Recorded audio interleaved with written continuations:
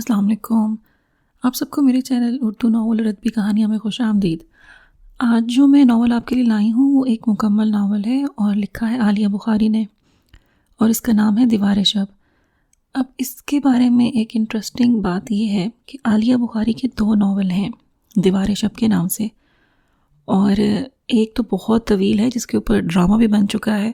تو یہ جو ہے یہ مکمل ناول ہے، اور کوشش میری رہے گی کہ میں اس کو ایک قسط میں یا بہت ہو گیا تو 2 قسطوں میں اس کو فنش کر دوں، کیونکہ مجھے لگ رہا ہے کہ یہ ایک قسط میں ذرا زیادہ لمبا ہو جائے گا. اتنی لمبی ڈوز پھر دینے کا فائدہ کوئی نہیں ہے، تو میں اس کو 2 میں کر دوں. اچھا، اب بات یہیں پہ ختم نہیں ہوتی. ایک اور فیکٹ یہ بھی ہے کہ وہ جو بہت طویل ناول تھا، آئی تھنک وہ 2 سال تک چلا تھا، جس کے اوپر ڈرامہ بنا ہوا تھا، اس میں بھی ایک کریکٹر کا نام معاذ تھا، اور اس دیوار شب میں بھی جو میں آج پڑھ رہی ہوں ہیرو کا نام معاذ ہے. اب عالیہ بخاری کو لگتا ہے معاذ نام پسند ہے یا جو بھی ہے، اور دیوار شب نام بھی پسند ہے کہ انہوں نے 2 ناولز کا نام اپنے جو ہے نا وہ دیوار شب رکھا ہے. ایک اچھی سی نا گھریلو ٹائپ سٹوری ہے، اور کزنس ہیں اور پیرنٹس ہیں ان کے جن کی آپس میں بنتی نہیں ہے. اینڈنگ میں کہوں گی کہ تھوڑی سی ڈیفرنٹ ہے، تو ہم بس جلدی سے نا اس کو شروع کرتے ہیں کیونکہ کافی لمبا ناول ہے. ساری گڑبڑ اس ہلکے آسمانی لفافے کی آمد کے ساتھ شروع ہوئی جو بڑے اہتمام کے ساتھ رجسٹری کے ذریعے بھیجا گیا تھا. صبح سے اچھا بھلا سکھ چین کا دورہ تھا. سومی اور زین دونوں ہی کالج گئے ہوئے تھے، تو گھر میں ویسے بھی بڑا سکون آمیز سا ماحول بنا رہتا تھا. آج بھی وہ دونوں خیر سے سدھارے تو اماں کو اچانک ہی یاد آیا کہ ابا کو ان کے ہاتھ کا بنا ہوا گاجر کا حلوہ کس قدر پسند ہے. گھر کے سامنے والی سڑک کے اس پار ہر شے جو ان کو درکار تھی بآسانی دستیاب تھی. گاجریں، دودھ، کھویا، اخروٹ، بادام. ابا بیچارے خوشی خوشی سارا سامان لا کر رکھ گئے. پہلا بڑا کام بھی بخیر ہو بھی نمٹ گیا، یعنی گاجریں کدوکش ہو گئیں. تھوڑی دیر میں حلوہ بھی بن کر تیار ہو جاتا اگر معاذ کی آمد نہ ہوتی. توپ کا یہ گولا اسی کے ہاتھ سے اماں کے ہاتھ میں پہنچا. ساری زندگی حسرت ہی رہی کہ میکے سے کوئی بھلائی نصیب ہو، مگر ہماری قسمت میں ایسی خوشی کہاں. مجال ہے جو کوئی فیض ان لوگوں کے ہاتھوں سے پہنچ جائے. ان کی روندھی ہوئی آواز اور دکھ بھرے بیان کے درمیان گنجائش تو نہیں بنتی تھی، مگر برآمدے کی جھاڑو دیتی سارا کو ایک بار تو ہنسی آ ہی گئی. نانا، نانی، ماموں تینوں ہی کو راہی عدم ہوئے برسوں بیت گئے تھے. نانا نانی کی تو اسے سچی بات کے ڈھنگ سے شکل بھی یاد نہیں تھی. باقی بچے تھے ممانی اور ان کے بچے. ان میں ایک معاذ ہی تھا جو بڑی باقاعدگی سے ان لوگوں کی خیر خبر لینے شہر کے دوسرے سرے سے دوڑا چلا آتا تھا. اماں اس کے سامنے اس قسم کی باتیں محض اسی تمنا میں کرتیں کہ وہ جا کر ممانی کو سنائے، مگر سارا کو اس کے اتوار مشکوک لگتے تھے. یقین سے بھی نہیں کہا جا سکتا تھا کہ ممانی کو اس کے یہاں اتنی باقاعدگی سے آنے کی اطلاع ہے بھی یا نہیں. ارے نہ آتا اس گھڑی، کیا پتہ ٹل ہی جاتا یہ وقت، مگر عین اسی لمحے اسی پل تمہیں بھی اسی دروازے پر ہونا تھا. اماں معاذ کا قصور معاف کرنے کے لیے تیار نہیں تھیں، اور وہ اپنی جگہ ہکا بکا. میں نے کیا کیا ہے؟ مجھے تو نہ ان ملک اللہ یار کا کچھ اتا پتہ ہے اور نہ آپ کے اس رشتہ دار کا. کیا نام ہے فلم سٹارز والا؟ دیبا. اماں نے سسکی سی بھر کر اس کے ذہن پر زور ڈالنے کی زحمت سے بچا لیا. ہاں وہی دیبا، زیبا، جو بھی ہے. مجھ پر آپ بیکار ہی غصہ اتارے جا رہی ہیں. خط تو پوسٹ مین ہی لے کر آیا ہے نا، میں تو ان کی طرف سے قاصد بن کر نہیں آیا ہوں. معاذ کی جھنجھلاہٹ بھی بجا تھی. اس کا قصور صرف اتنا ہی تھا کہ اندر آتے ہوئے دروازے پر کھڑے پوسٹ مین سے سائن کر کے لفافہ وصول کر لیا تھا. ہاں بچے، ہماری قسمت میں جب یہ مصیبت لکھی گئی ہے تو آنی ہی تھی کسی بھی بہانے. اتنی دیر میں انہوں نے جتنی ٹھنڈی سانسیں لی تھیں اس سے سردی کی نرم دھوپ بھی ٹھٹھرتی محسوس ہونے لگی. سارا کا دل یکایک ہی سارے کام سے بیزار ہونے لگا. ڈسٹنگ، صفائی، اس قسم کے کاموں سے ویسے بھی اس کی جان جاتی تھی. روزانہ ہی بس یوں ہی اوپر سے صفائی ہو جاتی. کالج سے چھٹی والے دن سومی ساتھ لگتی تو گھر کی کچھ بہتر شکل نکل آتی. ایسی بھی کیا پریشانی ہے اماں؟ بیچاری دیبا ہی تو ہے، آ رہی ہے. جب کوئی بھی اسے رکھنے کو تیار نہیں ہے تو کہاں جائے گی غریب؟ آپ سوچیں کتنا ثواب ملے گا آپ کو کسی یتیم لڑکی کو سہارا دے کر. ہاتھ دھو کر وہ بھی نزدیک پڑی کرسی پر آ بیٹھی، مگر اماں اتنی ڈپریسڈ ہو رہی تھیں کہ اس گھر بیٹھے ملنے والے ثواب کے لالچ میں بھی نہیں آ رہی تھیں. ہاں جی، سارے حقوق و فرائض ہماری ہی قسمت میں لکھے گئے. ساری زندگی پتھر کا دل کر کے گزاری. اب یہ سوکن کی اولاد ہیں. کب؟ معاذ کا منہ کھلا ہی رہ گیا. پھوپھا نے دوسری شادی بھی کی تھی؟ اس کے لہجے میں بے حد افسوس تھا.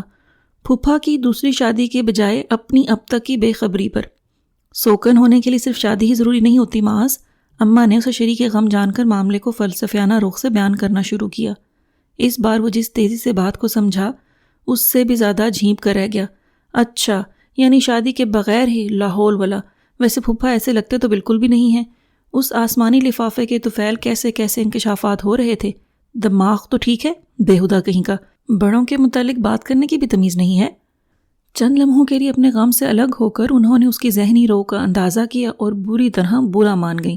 سارا کی توجہ نہ اماں پر تھی اور نہ معاذ پر، بلکہ نیلے آسمانی لفافے میں سے نکلنے والے خط پر تھی، جو کسی بچے کی کاپی میں سے صفحہ پھاڑ کر لکھا گیا تھا۔ ابھی تک یہ اطلاع اس نے زبانی ہی سنی تھی۔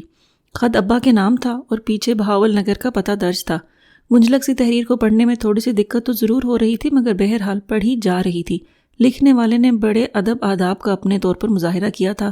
سارا کی نگاہیں تیزی سے خط پر دوڑنے لگیں۔ جناب صد قابل احترام بھائی نصیر الدین، السلام علیکم۔ خداوند کریم سے آپ اور آپ کے اہل خانہ کی صحت، تندرستی اور دین دنیا کی سرخروئی کے لیے تہہ دل سے دعا گو ہوں۔ بھائی صاحب، مؤدبانہ گزارش یہ ہے کہ جیسا کہ آپ کے علم میں ہے کہ آپ کی مرحومہ خالہ زاد بہن سلمہ بھابھی، جو کہ میرے چچا زاد بھائی مرحوم ملک شاہ نواز کی بیوی تھیں، پچھلے سال انتقال کر گئی تھیں۔ مرحومہ کی اکلوتی بیٹی دیبا شاہ نواز میری سرپرستی میں ہے۔ یہ بچی مجھے اپنی جان سے زیادہ عزیز ہے اور کوئی شک نہیں کہ میں اس کی ہر ذمہ داری پورے خلوص دل سے پوری کرنا چاہتا تھا، مگر قدرت کو شاید یہ منظور نہیں ہے۔ پچھلے 3 ماہ سے میں بالکل بستر سے لگ گیا ہوں۔ اپنے گھرانے پر میرا وہ دبدبہ اب خواب کسی بات لگنے لگا ہے۔ ایسے میں جب کہ میں خود اپنے چھوٹے چھوٹے کاموں کے لیے دوسروں کا محتاج ہوا پڑا ہوں، دیبا بیٹی کا خاطر خواہ خیال رکھنے والا دوسرا کوئی بھی نہیں ہے۔ میرے دونوں بیٹے شادی شدہ ہیں اور اب گھر پر ان کی بیویوں کا مکمل راج ہے اور ان دونوں کی طبیعت الامان۔ دیبا کی زندگی ان دونوں نے مل کر سخت اجیرن کر دی ہے۔ مجھ سے یہ سب دیکھا نہیں جاتا۔ میری بے بسی نے میرے لیے ایک اور آزمائش گھڑی کھڑی کر دی ہے۔ میں اسے یہاں مستقبل پستے ہوئے نہیں دیکھ سکتا۔ مجھے سخت خطرہ لاحق ہو چکا ہے کہ میری آنکھیں بند ہوتے ہی یہ دونوں سخت دل عورتیں دیبا کی زندگی کو برباد کر دینے میں کوئی کسر نہیں چھوڑیں گی۔ اس مایوسی کے عالم میں آپ کا وجود ہی روشنی کی کرن ثابت ہو رہا ہے۔ اگر آپ مہربانی فرما کر دیبا کو اپنی شفقت کے سائے میں لے لیں تو یہ مجھ پر احسان عظیم ہوگا۔ روپیہ پیسہ جو کچھ اس کے والدین کا ہے اس کے نام پر ہی بینک میں جمع ہے۔ کوئی اچھا سا لڑکا دیکھ کر اس کا رشتہ کر دیجئے۔ شادی کے جو کچھ بھی اخراجات ہوں گے وہ انشاءاللہ سارا انتظام میری طرف سے ہوگا۔ چلنے پھرنے کے قابل ہوتا تو خود آپ کی خدمت میں حاضر ہو کر یہ درخواست پیش کرتا، مگر اب مجبور ہوں۔ آپ کو یہاں آنے کی زحمت اٹھانی ہی پڑے گی اور مجھے یقین ہے کہ آپ ضرور تشریف لائیں گے۔ دیبا بیٹی نے بھی آپ کے پاس جانے کے لیے رضامندی کا اظہار کیا ہے۔ میرا انتظار اس خط کو پوسٹ کروانے کے فوراً بعد ہی شروع ہو جائے گا۔ والسلام، ممنون و مشکور، ملک اللہ یار۔ سارا کا دل بھر آیا۔ کیسی بیچارگی بھری زندگی تھی دیبا کی۔ اپنے اماں باپ سلامت ہوتے تو کیوں اسے در در کی ٹھوکر کھانی پڑتی؟ کم از کم وہ تو ضرور ہی ابا کو پوری طرح کنونس کرے گی کہ دیبا کو ضرور ہی یہاں لے آئیں۔ اتنا بڑا گھر ہے، کسی ایک فرد کے بڑھ جانے سے کیا فرق پڑ جائے گا؟ اس نے بیٹھے بیٹھے دیبا کو لانے اور پھر اس کا بے حد خیال رکھنے کا پورا پروگرام ترتیب دے لیا۔ اماں اتنی دیر میں محض کو ابا اور دیبا کی امی کی مدتوں پہلے ہوئی منگنی کا حال سنا کر فارغ ہوئیں۔ ساری زندگی گزر گئی مگر تمہارے پھپھا کے دل میں آج بھی سلمہ ہی کا خیال ہے۔ اب دیکھ لینا کیسا دوڑ کر اس کی بیٹی کو لینے کے لیے جائیں گے۔ دوڑا تو خیر ان سے نہیں جائے گا، جائیں گے تو ٹرین سے ہی۔ معاذ کو ان کی تصحیح کرنا پڑی۔ ایسے ہی محاورتاً کہہ رہی ہوں۔ اس کی بات بات پر زبان پکڑنے کی عادت انہیں سخت زہر لگتی تھی، مگر اس وقت وہی ایک غم گسار دستیاب تھا۔ کدوکش کی ہوئی گاجروں کے تھال پر اس کا ہاتھ پھر سے چلنا شروع ہو چکا تھا۔ میں کہہ دیتی ہوں معاذ، جیسے بھی ہو یہ لڑکی یہاں نہیں آنی چاہیے، ورنہ میں جل جل کر کل کی مرتی آج ہی مر جاؤں گی۔ اماں کی آنکھوں میں اب سچ مچ کے آنسو تھے جنہیں وہ اپنے دوپٹے سے صاف کر رہی تھیں۔ معاذ اپنی جگہ سے اٹھ کر ان کے برابر آ بیٹھا۔ کیوں فکر کرتی ہیں؟ میں ہوں نا۔ اس غائبانہ دشمن سے نمٹنے کی ترکیب لڑاتے ہیں۔ پہلا فوری حل تو یہی ہے کہ اس خط کو ہی غائب کر دیا جائے۔ ضرورت ہی نہیں ہے پھپھا سے ذکر کرنے کی۔ اماں کے چہرے پر تھوڑی سی رونق نمودار ہونے لگی۔ آئیڈیا برا نہیں تھا۔ اس کے علاوہ ایک اور بھی حل ہے کہ پھپھا سے یہ کہا جائے کہ ساری بیکار کی باتیں ہیں۔ سارا نے بہت تیزی سے اس بار اس کی بات کاٹی۔ اصل میں تو اسے پورا یقین تھا کہ اگر اس معاملے میں محض اماں کی مدد کے لیے میدان میں آ گیا تو اس بیچاری کا یہاں آنا خواب و خیال ہو کر رہ جائے گا، پستی رہے گی ظلم کی چکی میں، اور اس کا کتنا ڈھیر گناہ اب ان سب کے کھاتے میں بھی درج ہو سکتا ہے۔ اس کا خیال نہ اماں کو آیا تھا اور نہ معاذ کو۔ ایک خط کو اگر چھپا لوگے تو دوسرا تیسرا خط بھی آ سکتا ہے۔ وہ کسی کے ساتھ بھی دیبا کو روانہ کر سکتے ہیں، اور اگر خدا نخواستہ ملک اللہ یار صاحب کا انتقال ہو گیا تو دیبا تنگ آ کر خود بھی یہاں آ سکتی ہے۔ ویسے تو وہ بہت بچپن میں یہاں آئی تھی، مگر ہمارے گھر کا پتہ تو بہرحال ہے نا اس کے پاس۔ بہت سمجھداری سے کام لیتے ہوئے اس نے اپنے دل میں امڑتی دیبا کے لیے ہمدردی کا زبان سے بالکل بھی اظہار نہ ہونے دیا۔ یہ بات بالکل بھی حق میں نہیں جاتی تھی، مگر معاذ پھر بھی در پردہ چھپے مفہوم تک پہنچ ہی گیا۔ ویسے سارا کی بات میں بھی دم ہے، چلو پھر سے سوچ لیتے ہیں، تم جا کر اتنی دیر میں چائے ہی بنا لاؤ۔ اماں کو سامنے رکھا گاجروں کا تھال بھی اب زہر لگنے لگا تھا۔ اٹھا لے سارا یہ بھی، مجھے کیا مصیبت پڑ رہی ہے کہ کھڑی ہو کر حلوے بھونتی رہوں، بازو ویسے ہی سردی میں شل ہوا جا رہا ہے۔ سارا نے ایک ملتجی سی نگاہ معاذ پر ڈالی، وہ اسی کی طرف دیکھ رہا تھا، فوراً ہی اپنی مسکراہٹ دبا گیا۔ چائے بناتے ہوئے وہ مستقل ہی دیبا کے بارے میں سوچے گئی۔ بہت سال پہلے جب وہ سلمیٰ آنٹی کے ساتھ یہاں آئی تھی تو بڑی خاموش سی بچی تھی، ہم عمری کے باوجود بھی سارا کی اسے دوستی کرنے کی ہر کوشش بس بیکار ہی گئی تھی۔ سلمیٰ آنٹی البتہ بہت کروفر والی خاتون تھیں، ہاتھوں میں بہت ساری قیمتی انگوٹھیاں پہنے ہوئی تھیں۔ معلوم نہیں اسے ان کی انگوٹھیوں والے ہاتھ کیوں یاد رہ گئے۔ چائے کے کپ ٹرے میں رکھتے ہوئے سارا نے ایک پل کے لیے رک کر بڑی حیرت سے سوچا، اچھا تو سارا بی بی، آپ چاہتی ہیں کہ اس مظلوم و معصوم لڑکی کو یہاں اب ہر قیمت پر آنا ہی چاہیے، اور اس سلسلے میں آپ اپنے ضمیر کی آواز کو ہرگز دبانا نہیں چاہتی۔ معاذ کچن کے دروازے میں کھڑا کسی ماہر وکیل کی مانند جرا کر رہا تھا، اور وہ اچھی طرح جانتی تھی کہ اس معاملے میں معاذ کتنا بڑا مددگار ثابت ہو سکتا تھا، سو تھوڑی سی خوشامد کرنے میں حرج کیا تھا۔ ان بیچاروں نے کتنی امید رکھ کر یہ خط لکھوایا ہوگا، اور یہاں سے کوئی مثبت جواب نہ ملا تو ایک سخت بیمار ضعیف شخص کے دل پر کیا گزرے گی معاذ۔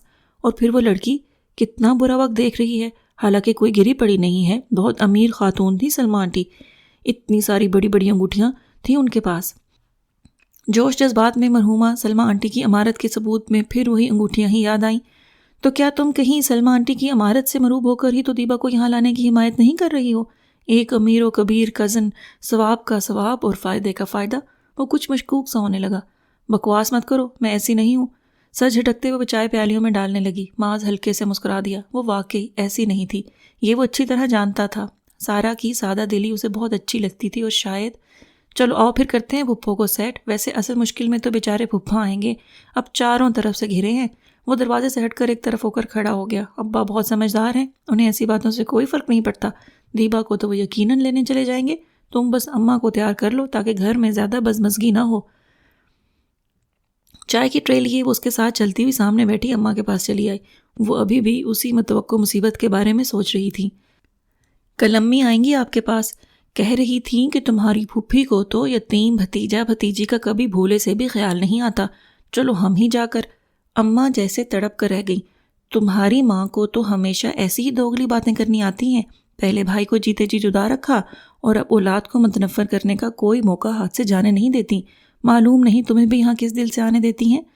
وہ تو خیر انہیں خبر ہی نہیں ہوتی۔ معاذ بس بڑبڑا کر ہی رہ گیا۔ اماں ابھی تک بھاوچ پر تل ملائی ہوئی تھیں، خود سارے رشتوں کو یکسر کاٹ کر الگ ہی رکھا ساری زندگی، اور اب چلی ہیں ہم پر الزام دھرنے۔ سچی بات تو یہ ہے کہ دونوں ہی خواتین نے ہمیشہ ایک دوسرے کو قطعی مسترد کیے رکھا تھا۔ سارا پریشان سی نگاہوں سے معاذ کو دیکھنے لگی۔ دیبا کے مسئلے کو حل کرتے کرتے معلوم نہیں وہ اماں اور ممانی کو لڑوانے کی ترکیبیں کیوں کرنے لگا تھا، جو پہلے ہی آپس میں خفا رہتی تھیں۔ آپ کیوں اپنا دل جلا رہی ہیں؟ میں نے تو خود انہیں یہ بات کہی کہ ہماری پھپھو جیسی خدا ترس انسان کوئی ہو ہی نہیں سکتی۔ وہ تو صرف ہم سے ہی نہیں بلکہ جہاں بھی کوئی پریشان حال نظر آتا ہے اس کے خیال محبت میں اتنی آگے بڑھ جاتی ہیں کہ کوئی حد نہیں۔ اب یہ دیبا ہی کو لیں، اگر آپ اسے یہاں آنے کی اجازت دے دیں گی تو سارے خاندان میں کتنا چرچا ہوگا آپ کی نیک نامی کا، شاید آپ کو اندازہ ہی نہیں۔ معاذ اپنی کارروائی شروع کر چکا تھا۔ اماں پہلو بدل کر رہ گئیں۔ اگر ابھی بھی معاذ کی امی کا دیا ہوا تانا نہ سنا ہوتا تو شاید اس جذباتی بلیک میلنگ میں آتی بھی نہیں۔ ایک طرح سے تو اس لڑکی کے یہاں آنے میں کوئی برائی بھی نہیں، الٹا آپ کے سارے مخالفوں کے منہ بند ہو جائیں گے۔ دور دور تک بھی کوئی ایسا نظر نہیں آتا جس نے نیکی اور خدا خوفی کی ایسی مثال قائم کی ہو۔ میں تو کہتا ہوں اٹھا ہی لیں یہ قدم، سارے میں واہ واہ نہ ہو جائے تو میرا نام بدل دیجیے گا۔ اماں تھوڑی سی سوچ میں پڑ گئیں۔ اپنی واہ واہ ہونے کا خیال کتنا بھی خوشگن سہی، مگر تھوڑی سی ہچکچاہٹ ابھی بھی تھی۔ مگر وہ سلمیٰ، وہ بیچاری کون سی اب اس دنیا میں ہیں؟ آپ بیکار میں ہی محسوس کر رہی ہیں۔ دیبا کو تو آپ خاصا دبا کر رکھ سکتی ہیں، اور پھر پھپھا آپ کے کتنے احسان مند ہو جائیں گے یہ بھی تو سوچیں۔ معاذ کی زبان ایک تواتر سے چل رہی تھی۔ طالب علمی کے زمانے میں جیتی ہوئی تقریری مقابلوں کی کثیر تعداد پر وہ اکثر ہی جی بھر کر مغرور ہوتا تھا۔ موضوع کی موافقت ہو یا مخالفت، جس طرف سے بھی چاہوں بازی مار سکتا ہوں۔ اپنے اس مقولے کو وہ عام زندگی میں بھی ثابت کرتا رہتا تھا۔ سارا مسکراہٹ دباتے ہوئے اٹھ کھڑی ہوئی۔ اب سب کچھ ٹھیک ہی ہونا تھا اور ہوا بھی۔ سپہر کے وقت جب ابا کی واپسی ہوئی تو ان کے ہاتھ میں خط تھماتے ہوئے اماں نے بڑے سرسری سے انداز میں اپنی رضامندی کا اظہار کر ہی دیا۔ لے آئیے گا جا کر، اب اتنی سخت دلی بھی تو نہیں برتی جاتی، مگر سوچ لیں پرائی بیٹی کی ذمہ داری ہے۔ ایک ہلکی سی ہچکچاہٹ ابھی بھی ان کے انداز سے جھلک رہی تھی۔ برآمدے کے دوسرے سرے پر مستقل ہی ٹیلی فون بجے جا رہا تھا۔ گھر میں سبھی موجود تھے مگر کسی کو بھی اتنی فرصت نہیں ہوتی تھی کہ یہ چھوٹی موٹی زحمتیں اٹھائے۔ 1 2 3 سارا نے جھنجھلا کر تینوں چولہے بند کر دیے۔ سن رہے ہو نا تم دونوں بھی، مگر مجال ہے جو اٹھ جاؤ، کسی کام کے نہیں۔ سامنے والے کمرے میں زین اور سومی میں غضب کی مار کارائی ہو رہی تھی۔ انہیں اپنی طرف متوجہ کرنے کے لیے اس بات کو 1 سے زائد بار دہرانا پڑا۔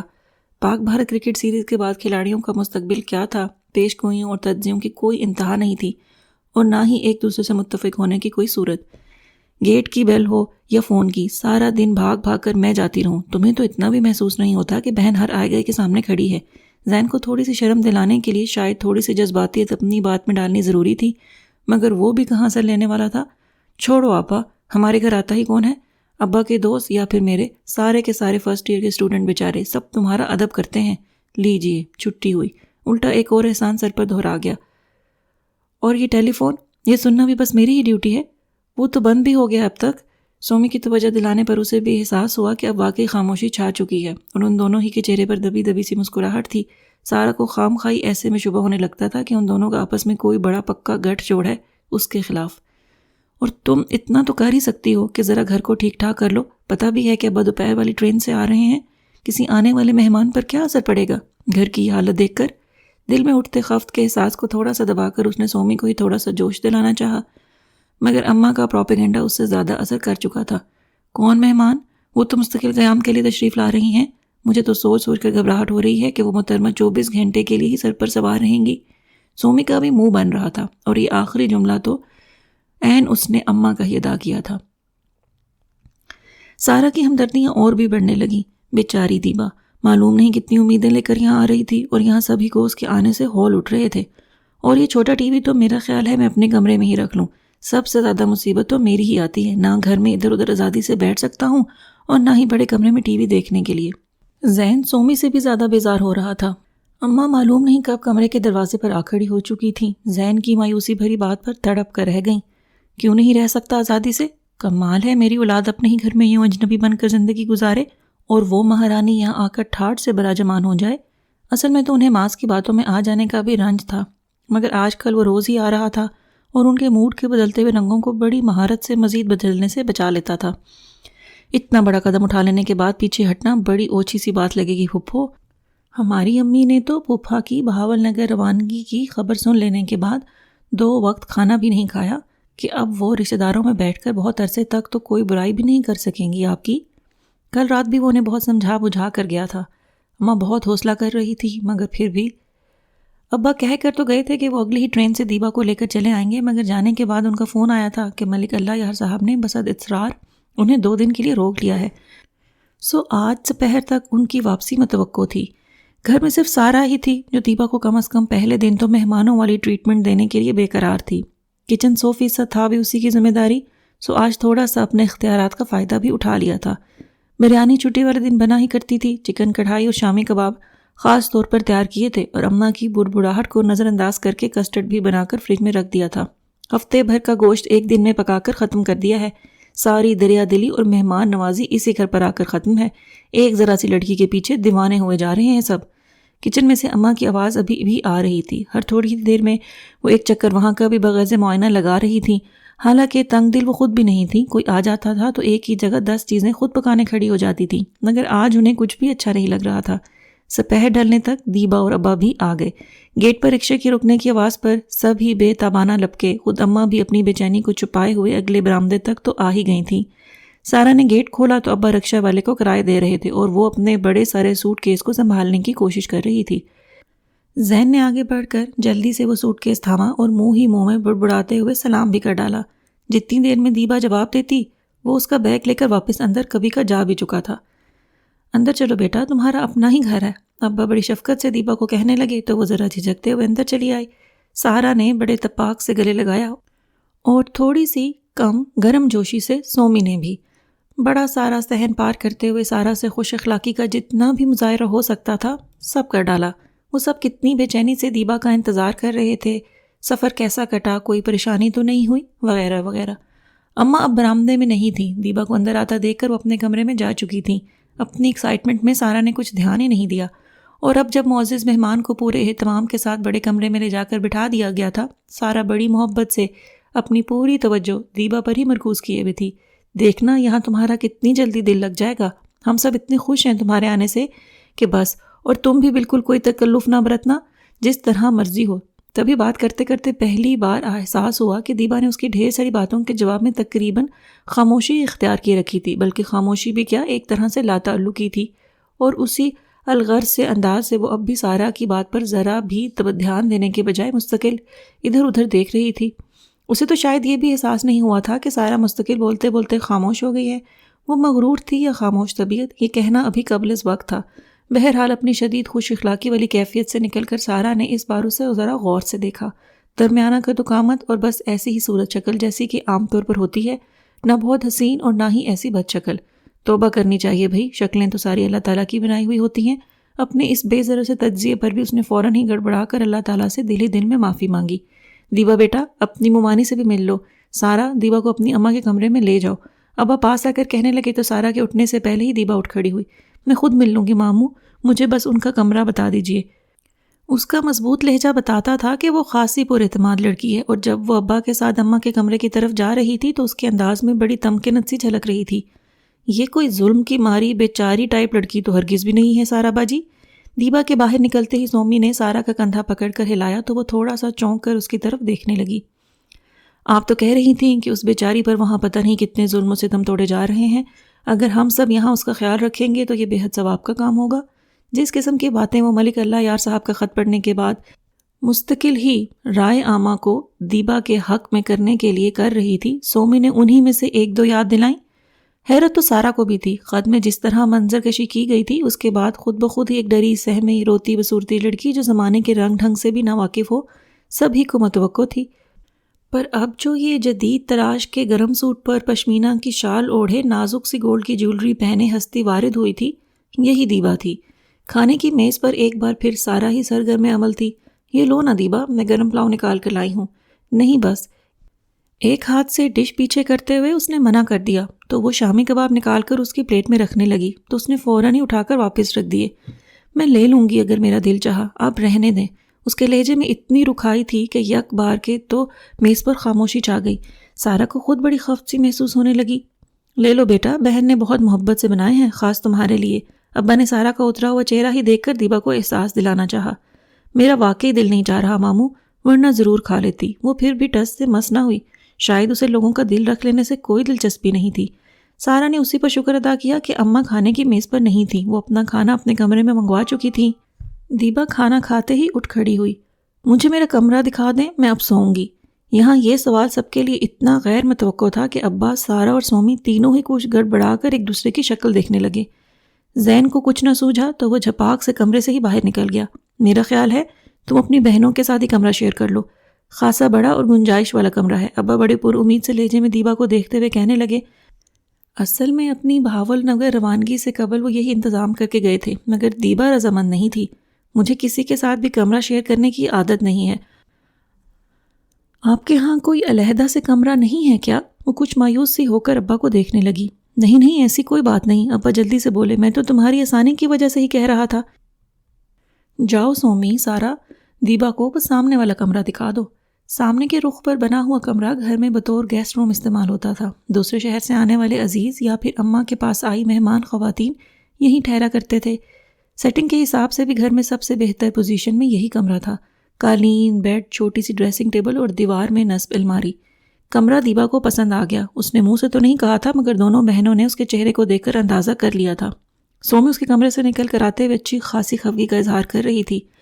ایک ہی کمرہ تھا گھر میں ڈھنگ کا، اس پر یہ محترمہ قابض ہو گئیں، اور اب نامعلوم کب تک قیام ہے۔ ہمارے تو ہاتھ سے گیا نا، کبھی جو تھوڑا بہت یہاں الگ بیٹھ کر پڑھ لیا کرتے تھے اب اس سے بھی گئے۔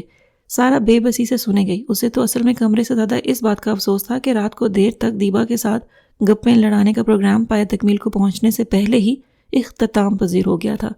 شاید سبھی لوگ اتنے ہی غیر متوقع ثابت ہوتے ہوں گے۔ ایک ٹھنڈی سانس لیتے ہوئے اس نے خود اپنی حیرانی دور کرنا چاہی۔ سردی جاتے جاتے پھر سے پلٹ کر اپنی جھلک دکھا رہی تھی۔ رات بھر یخ بستہ ہوائیں چلتی رہیں اور صبح سے پھر گہرے سیاہ بادلوں میں آسمان چھپا ہوا، گو بارش نہیں ہوئی تھی، پھر بھی ہر شے گیلی گیلی سی محسوس ہو رہی تھی۔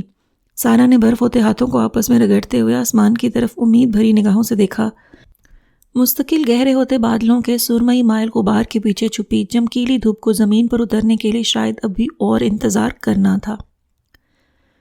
اسے ہمیشہ سے روشن گرم دن ہی اچھا لگے کرتے تھے۔ سردیوں میں پتہ نہیں کیسی عجیب سی نہ سمجھ میں آنے والی اداسی ہلکے ہلکے گرفت میں لینا شروع کر دیتی تھی، تنہائی میں اور بھی زیادہ۔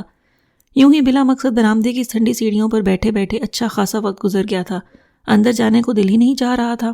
آج اماں اور ابا موسم کو خاطر میں نہ لاتے ہوئے کسی عزیز کی عیادت کو ظہر کی نماز کے بعد جا چکے تھے، اور زین اور سومی کوچنگ سینٹر۔ گھر میں گہرا سناٹا طاری تھا۔ سارا کی نگاہ خود بخود دیدیبا کے کمرے کی طرف اٹھ گئی۔ وہاں حسب معمول دروازے کھڑکیاں بند تھے۔ بہت دل چاہنے کے باوجود بھی سارا نے اس کے پاس جا بیٹھنے کے ارادے کو اس وقت ترک ہی کیا ہوا تھا۔ اصل میں تو ان 10-15 دنوں میں دیبا نے اسے کلی طور پر مایوس ہی کیا تھا۔ عجیب اپنے آپ میں مگن خاموش طبع لڑکی تھی، شاید اس کے پاس ایسی کوئی باتیں ہی نہیں تھیں جو وہ سب کے ساتھ بیٹھ کر کرتی۔ سارا نے اس کے ساتھ مکس اپ ہونے کی ہر کوشش میں ناکامی کے بعد کچھ ایسے ہی خیال کا اظہار کیا تھا، مگر سومی کی رائے مختلف تھی۔ اصل میں تو یہ خاتون بہت ہی مغرور قسم کی ہیں، اور آپ سمجھ نہیں رہی ہیں سارا پی، یہ ہم کو بہت کم تر درجے پر سمجھ کر زیادہ لیف نہیں کرا رہی ہیں۔ پچھلی رات ہی اس نے پورے یقین کے ساتھ کہا تھا، ہاں مگر ہم ایسے کم تر ہیں تو نہیں۔ سارا کو تو واقعی حیرت ہوئی تھی، کم تر تو نہیں مگر ان کی طرح پیسے والے بھی تو نہیں ہیں۔ کیسے پیسے بھلا؟ ارے وہی جو ان کے امی ابو نے چھوڑے ہوں گے، 10-20 لاکھ یا پتہ نہیں اور بھی زیادہ۔ خیر ہم نے اس سے کیا؟ سومی کے اکتاہٹ بھرے انداز کو یاد کر کے اس وقت بھی سارا کے چہرے پر مسکراہٹ پھیلنے لگی۔ مصیبت یہ تھی کہ اتنے دنوں سے معاذ بھی نہیں آیا تھا جو درست اندازے لگانے میں مدد دے سکتا تھا۔ اس کی کمی گھر میں سبھی محسوس کر رہے تھے۔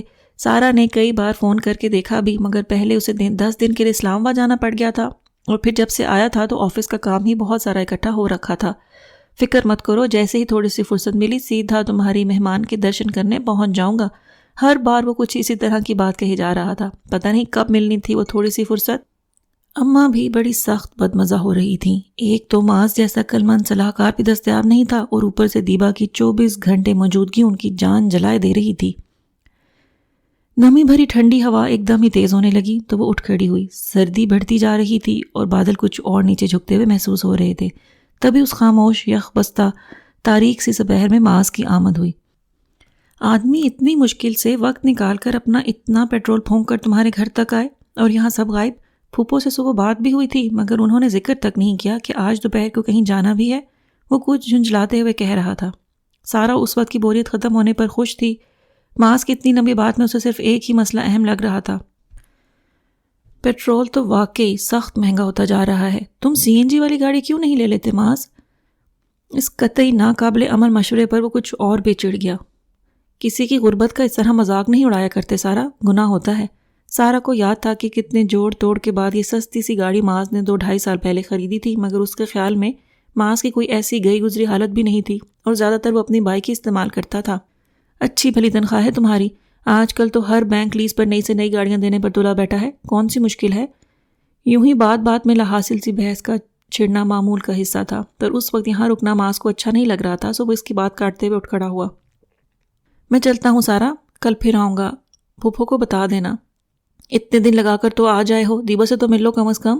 سارا کو تھوڑی سی مایوسی ہونے لگی۔ دیبا کے حوالے سے بہت سی باتیں جو کرنی تھیں۔ بہت عجیب لڑکی ہے معاذ، بالکل الگ تھلگ رہتی ہے، بس کھانے کے بعد کمرے سے نکلتی ہے یا پھر تھوڑا بہت ابا کے پاس جا بیٹھتی ہے۔ اماں کو تو سخت غصہ آ رہا ہے اس پر۔ چند ایک بات اس نے کھڑے کھڑے ہی معاذ کو گوشگزار کی تو وہ الٹا اسی پر خفا ہونے لگا۔ تمہاری ہی لائی ہوئی مصیبت ہے، تم نہیں کہا تھا کہ کسی طرح اماں کو مناؤ کہ وہ دیبا کو یہاں آنے دے؟ جب بغیر جانے بوجھے اس قدر ہمدردی کا مظہار کر ہی دیا ہے تو اب بھگتو۔ مجھے کیا خبر تھی؟ ہر ایک مجھے ہی الزام دینا شروع کر دیتا ہے، اماں، سومی، زین، سب ہی۔ سارا روحانسی سی ہونے لگی۔ تبھی پیچھے ہونے والی آہٹ پر ان دونوں ہی نے بیک وقت پلٹ کر دیکھا۔ برآمدے میں دیبا کھڑی تھی۔ آج ابھی تک چائے نہیں بنی ہے کیا سارا؟ برآمدے کی سیڑھیوں پر کھڑے معاذ پر ایک نگاہ ڈالتے ہوئے سارا سے پوچھنے لگی۔ معلوم نہیں وہ کب اتنی خاموشی سے اپنے کمرے سے نکل کر ان کے پیچھے آ کھڑی ہوئی تھی، اور یقیناً کچھ نہ کچھ ان کی باتیں بھی سن ہی چکی ہوگی۔ سارا کو فوری طور پر یہی فکر ستانا شروع ہوئی اور اسی جھیم کو کم کرنے کے لیے اس نے بڑی خوش اخلاقی سے ان دونوں کے بیچ تعارف کی رسم بھی نبھا دی۔ اب تو تم بیٹھ ہی جاؤ معاذ، میں چائے بنا کر لا رہی ہوں۔ معاذ ابھی تک برآمدے کی سیڑھیوں پر کھڑا تھا۔ ٹھنڈک لمحہ بلمحہ بڑھتی جا رہی تھی اور ایسے میں چائے کی گرما گرم آفر کو رد کرنا آسان نہیں تھا۔ لے آؤ مگر ذرا جلدی سے۔ وہیں برآمدے میں پڑی کرسی کو کھینچ کر وہ بیٹھ چکا تھا۔ آپ بھی بیٹھیں، اس نے شاید اخلاقاً ہی قریب کھڑی دیبا سے بھی کہا تھا۔ سارا نے کچن کی طرف جاتے کوریڈور میں مڑتے ہوئے بس ایسے ہی اس کی طرف دیکھا تھا۔ دیبا نزدیک پڑی دوسری کرسی پر بیٹھ چکی تھی۔ شکر ہے، اسے جیسے بڑی تسلی سی حاصل ہوئی۔ کم از کم یہ وہم تو دور ہوا کہ دیبا نے اس کی اور معاذ کی گفتگو نہیں سنی تھی۔ حالانکہ اس کی کہی ہوئی کوئی بھی بات کچھ ایسی غلط نہیں تھی، مگر عام طور پر یہی ہوتا ہے، خود کو صحیح سمجھنے کے باوجود بھی غلط کو کھل کر غلط کہنے میں وہی ازلی مروت ہمیشہ آڑے آتی ہے، اور کبھی جو کچھ منہ سے نکل ہی جائے تو اس کے ماننے کو بھلا تیار ہی کون ہوتا ہے۔ وہ بڑی خوشی خوشی چائے تیار کر کے ٹرے سنبھالتے ہوئے واپس برآمدے میں آئی تو ماحول بالکل بدل چکا تھا۔ اردو ادب کے جدید رجحانات پر مدلل گفتگو جاری تھی۔ وہ بڑی متاثر ہو کر ان دونوں کو چائے پیش کر کے خود بھی وہیں بیٹھ رہی۔ محفل اتنی گرم تھی کہ کسی نے اس کا نوٹس تک نہ لیا۔ علامتی کہانیوں کا مستقبل روشن ہے کہ نہیں، یا ادب میں نثری نظم کا کیا مقام ہے، وغیرہ وغیرہ بات کہیں سے نکل کر پل بھر میں کہیں پہنچ رہی تھی۔ وہ مارے روب کے چپکی بیٹھے سنی گئی۔ نثری نظم کے مقام کا تعین کرنا تو نقادوں کا کام ہے۔ ہم تو صرف یہی دیکھ رہے ہیں کہ صرف اسی کے بل پر ہر وہ شخص جو اردو لکھنا پڑھنا جانتا ہے بڑے آرام سے شاعر ہونے کا دعوے دار بنا جا رہا ہے۔ معاذ دیبا کی کسی بات کے جواب میں بڑے طنزیہ لہجے میں کہہ رہا تھا۔ سارا کو خود اس قسم کی تک بندیاں کرنے کا پرانا شوق تھا۔ 2-3 ڈائریاں تو بھری چکی تھی غیر مطبوعہ کلام سے۔ دل ہی دل میں شکر کرتی رہی کہ آج تک اس شوق کی بھنک معاذ کو نہیں پڑی تھی، ورنہ اس وقت ضرور ہی مثال کے طور پر دیبا کے سامنے پیش کرتا۔ مگر یہاں بیٹھی دیبا بڑے اعتماد سے کہہ رہی تھی، آپ جیسی باتیں وہی لوگ کرتے ہیں جنہیں شاعری کی کچھ سمجھ نہیں ہوتی، ورنہ یہ تو بڑی کامیاب صنف ہے۔ میں خود بہت عرصے سے نثری نظم لکھ رہی ہوں اور بہت جلد اپنا مجموعہ بھی چھپوانے والی ہوں، اسے پڑھ کر اپنی رائے دیجیے گا۔ کاش یہی بات وہ بھی اتنے ہی دھڑلے سے کہہ سکتی۔ آج اس وقت اس لمحے ایک بات تو اس کی سمجھ میں آ ہی گئی تھی کہ قابلیت اور اعتماد دونوں ہی الگ الگ خصوصیات ہیں، ورنہ اس سے پہلے وہ یہی فرض کیے ہوئے تھی کہ قابلیت ہو تو اعتماد خود بخود حاصل ہو جاتا ہے۔ مگر یہ دنیا ہے، یہاں کوئی طے شدہ کلیہ قاعدہ لاگو کیا ہی نہیں جا سکتا۔ قابلیت ہو یا نہ ہو، دیبا جیسے پر اعتماد لوگ لمحے بھر میں اپنے اہم ہونے کا اظہار کر دیتے ہیں، چاہے وقتی ہی صحیح، اور اس جیسے جھیمپو اسے الماری میں کپڑوں کے ڈھیر کے نیچے دبی اپنی پرانی ڈائریاں یاد آ کر رہ گئیں۔ معاذ نے اپنی عادت کے برخلاف دیبا کا کوئی مذاق بھی نہیں اڑایا تھا، بلکہ سارا کو تو لگ رہا تھا کہ وہ اس سے اچھا خاصا مروب ہو چکا ہے۔ ویسے آپ کا یہاں دل تو لگ گیا ہے نا؟ یہ سارا تو آپ کا بہت انتظار کر رہی تھی۔ اتنی دیر میں پہلی بار اسے سارا کی موجودگی کا بھی احساس ہوا۔ اسے بھی ڈائجسٹ وغیرہ پڑھنے کا بہت شوق ہے۔ معاذ کے چہرے پر آتی مسکراہٹ کا مطلب وہ خوب سمجھ رہی تھی۔ اس کے اس بے ضرر سے شوق پر وہ اکثر ہی جملے کستا رہتا تھا۔ اچھا، دیبا نے اتنے دن میں شاید پہلی بار اسے مسکرا کر دیکھا۔ سارا نے تھوڑی سی بے چینی محسوس کرتے ہوئے پہلو بدلا۔ کتنی عجیب سی بات تھی کہ اسے معاذ اور دیبا کی مسکراہٹ اس وقت بالکل ایک جیسی ہی لگی تھی۔ میں یہ ڈائجسٹ وغیرہ نہیں پڑھتی، ہوتا ہی کیا ہے ان میں؟ وہی ایک لڑکے اور ایک لڑکی کی کہانی، بیچ میں چند پریشانیاں اور پھر آخر میں ان کی شادی، کہانی ختم۔ مضحکہ خیز سے انداز میں یہ تعریف بیان کر کے وہ خود ہی زور سے ہنس پڑی۔ اس بار پھر معاذ اس کے ساتھ تھا۔ سارا عام طور پر جلد برا مان جانے والی لڑکی نہیں تھی، مگر اس وقت ان دونوں کا ہنسنا بہت برا لگا تھا تو اس سے رہا نہ گیا۔ ایسی بات نہیں ہے دیبا، ڈائجسٹ کی کہانیاں بہت آگے نکل چکی ہے، اور جو تم لڑکا لڑکی کی بات کر رہی ہو نا، تو کہانیاں تو انسانوں کے بارے میں ہی لکھی جاتی ہیں، اور انسانوں کی زندگی میں شادی بیاہ کے علاوہ بھی بہت کچھ ہوتا ہے۔ اچھا، ایک تمسخرانہ سی حیرت دیبا کی آنکھوں سے جھلکنے لگی۔ تو تمہارے خیال میں بہت اعلیٰ پائے کا ادب تخلیق ہو رہا ہے ان ڈائجسٹوں میں؟ یہ دعویٰ تو خیر بڑے سے بڑا ادیب بھی نہیں کر سکتا کہ اس کی لکھی ہر کہانی بہترین ہے، مگر اتنا ضرور ہے کہ بہت سے لکھنے والوں نے ان ڈائجسٹوں میں بہت اعلیٰ معیار کی کہانیاں لکھی ہیں۔ اور پھر سب سے بڑی بات تو یہ کہ سوسائٹی میں ان رسالوں کا بہت بڑا کنٹریبیوشن ہے۔ انہی کے دم سے پڑھنے کا ایک ٹرینڈ تو سیٹ ہوا ہے کم از کم۔ بہت اطمینان کے ساتھ اس نے اپنی بات مکمل کی۔ اللہ اکبر! معاذ نے ہلکے سے سر کو جھٹکا۔ چند ہی دنوں میں تمہیں تو بڑی دلیل کے ساتھ بات کرنا آ گئی ہے۔ اگر کوئی تقریری مقابلہ ہوتا تو ججز کو یقیناً تمہارے حق میں فیصلہ دینا ہی پڑتا۔ معلوم نہیں وہ دل سے کہہ رہا تھا یا ابھی بھی ہمیشہ کی طرح اس کا مذاق اڑانے کا موڈ تھا۔ سارا نے بالکل بھی دھیان نہیں دیا، اس کی ساری توجہ دیبا کی طرف ہی تھی۔ بہرحال انٹلیکچوئل قسم کے لوگوں کے لیے تو ان میں کوئی چام نہیں ہے، بس عام مڈل کلاس سے تعلق رکھنے والی لڑکیاں۔ مڈل کلاس عام تو نہیں ہوتی دیبا۔ سارا کو بے اختیاری سومی کا کیا ہوا تجزیہ یاد آنے لگا۔ دیبا خود کو واقعی بہت برتر سمجھنے کے خپ میں مبتلا تھی۔ اس کا بات کرنے کا، مخاطب کو مذاق اڑاتی نگاہوں سے دیکھنے کا ہر انداز پکار پکار کر اس بات کی گواہی دیتا تھا، اور یہی بات سارا کو اب ناراضی سے زیادہ جھنجھلاہٹ میں مبتلا کر رہی تھی۔ یہ بڑے خوددار اور مضبوط لوگ ہوتے ہیں، اور پتہ نہیں تم انٹلیکچوئل کیسے کہتی ہو، لیکن جنہیں تم بالکل بے وقوف سی ڈائجسٹوں کی کریزی لڑکیاں گردان رہی ہو نا، اصل میں وہی ہیں جو اثار قربانی اور محبت اعلیٰ اوصاف کو محض خوبصورت الفاظ نہیں رہنے دیتی، انہیں معنی بخشتی ہیں۔ زندگی کا حسن انہی کی خاموش ریاستوں کا مرہون منت ہوتا ہے۔ سارا بولتے بولتے ایک دم خاموش ہو گئی۔ اپنے گلے میں اسے نمکین سا پانی اترتا محسوس ہونے لگا تھا، اور کم از کم اس وقت دیبا کے منہ سے اسے جذباتی بے وقوف لڑکی کا خطاب دوبارہ سننا بالکل بھی گوارا نہیں تھا۔ چند لمحوں کے لیے تو بالکل ہی خاموشی چھا گئی۔ اچھا اب اس بحث کو بند کر دو، اور اگر ایک بار چائے دوبارہ بنا کر لا رہی ہو تو میں رکوں، ورنہ پھر میں چل پڑوں۔ معاذ کی آواز نے سکوت کو توڑا تو ماحول پھر سے نارمل ہونے لگا۔ تم بہت شوق سے جا سکتے ہو، میرا فی الحال اٹھنے کا کوئی بھی ارادہ نہیں ہے۔ بہت بے مروتی کے ساتھ اس نے صاف انکار کیا۔ اصل میں تو اس وقت معاذ پر بھی غصہ آ رہا تھا۔ پہلی ملاقات میں جس طرح وہ دیبا کی حمایت کرتے ہوئے اس کا مذاق اڑا چکا تھا، وہ فوری طور پر بھلایا نہیں جا سکتا تھا۔ ابھی ہماری پھوپھو گھر پر ہوتی تو تمہاری مجال نہیں ہوتی اس طرح صاف جواب دینے کی۔ معاذ ہنسنے لگا، مگر وہ جواباً مسکرائی بھی نہیں۔ تو پھر ایک بار ان کے سامنے بھی کہہ کر دیکھ لینا، تمہاری غلط فہمی دور ہو جائے گی۔ تبھی دیبا بیچ میں بول پڑی، بنا لاؤ نا سارا پلیز، یہ چائے تو یوں ہی بڑے بڑے ٹھنڈی ہو گئی ہے۔ کتنا بھی غصہ سہی، بہرحال دیبا کے ساتھ اس طرح بد اخلاقی برتنے کا وہ تصور بھی نہیں کر سکتی تھی۔ وہ فوراً ہی اٹھ کھڑی ہوئی۔ یہ صرف دیبا کی وجہ سے بنا کر لا رہی ہوں۔ معاذ بس ہلکے سے مسکرا دیا۔ بیچاری بے وقوف سی لڑکی ہے سارا، بڑی محدود سی زندگی ہے ان لوگوں کی، اوپر سے تعلیم بھی خالی خولی BA۔ اس کے جانے کے بعد دیبا نے معاذ کی طرف دیکھتے ہوئے بڑے تعصب بھرے لہجے میں کہا۔ سارا چائے بنا رہی تھی کہ امی اور ابا کی بھی واپسی ہو گئی۔ اسے کچن میں گیٹ پر بیل ہونے کی آواز سنائی دے گئی تھی، مگر یہ اندازہ بالکل بھی نہیں تھا کہ وہ فوراً ہی اس کی خبر لینے تک کچن بھی آ جائیں گی۔ اس پرائی لڑکی کو معاذ کے ساتھ چھوڑ چھاڑ کچن میں جمے رہنے کی کیا تک ہے آخر؟ وہ بڑے کڑے تیور لیے پوچھ رہی تھی۔ چائے بنا رہی تھی اماں، اور ابھی ابھی تو اٹھ کر آئی ہوں وہاں سے۔ ہڑبڑاہٹ میں اسے اتنا خیال ضرور رہا کہ دیبا کا نام نہیں لیا، ورنہ پتا تھا کہ وہ اور خفا ہو جائیں گی۔ ویسے تو صاحبزادی کسی کو خاطر میں نہیں لاتی، اس وقت کتنی خوش اخلاقی سے باتیں بنا رہی ہیں۔ اور یہ معاذ کب سے آیا بیٹھا ہے؟ ابھی آیا ہے تھوڑی دیر پہلے۔ اماں کے تبصرے کو نظر انداز کرتے ہوئے اس نے صرف سوال کا جواب دیا۔ کوئی ضرورت نہیں ہے زیادہ گھلنے ملنے دینے کی، بہت بڑی ذمہ داری تمہارے ابا نے اٹھا لی ہے۔ کل کو کوئی اونچ نیچ ہو گئی تو سارا الزام ہمارے ہی سر آئے گا۔ ویسے میں معاذ کو اکیلے میں سمجھا دوں گی۔ اپنے خدشات کا اظہار کر کے وہ کچن سے نکلی تو سارا بھی ساتھ ساتھ ہی ٹرے اٹھا کر نکل آئی۔ اماں برآمدے تک جانے والے کوریڈور تک آتے ہوئے مستقل بڑبڑانے لگی۔ ماں سے تو ایسی گھل مل کر باتیں ہو رہی ہیں جیسے معلوم نہیں کب سے جانتی ہو۔ میری بچیاں اتنے دن سے آگے پیچھے پھر رہی ہیں تو ان سے 2 باتیں کرنا بھی خلاف شان ہے۔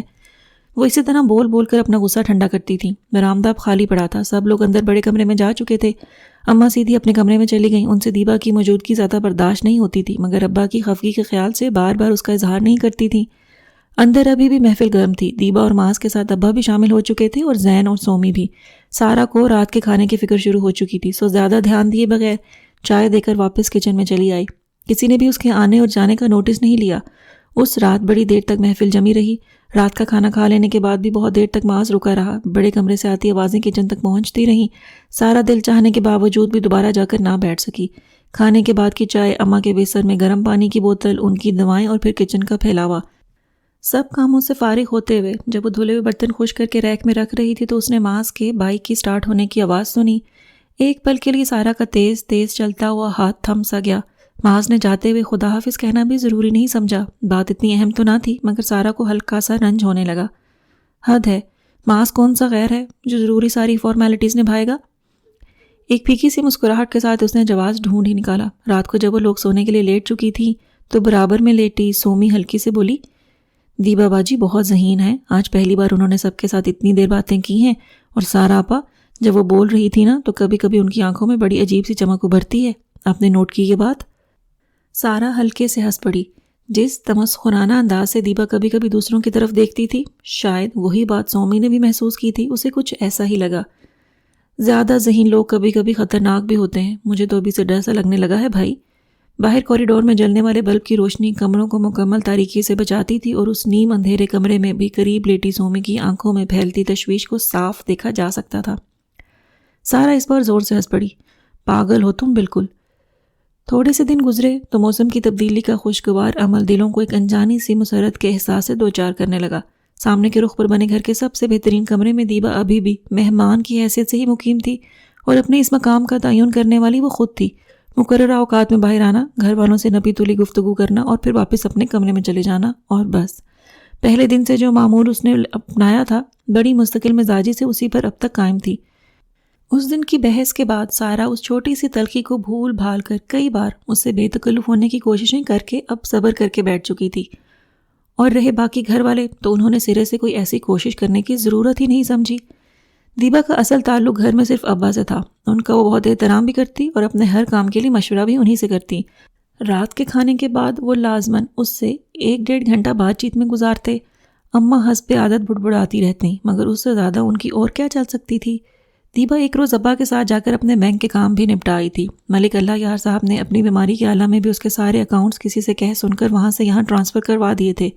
کچھ اس کے پاس منتھلی انکم سرٹیفکیٹ تھے، ایک مخصوص تاریخ پر جا کر وہ بھی ابا کے ساتھ لے آتی۔ ماشاءاللہ اس قابل ہے دیبا کہ 10 آدمیوں کو بٹھا کر کھلا دے۔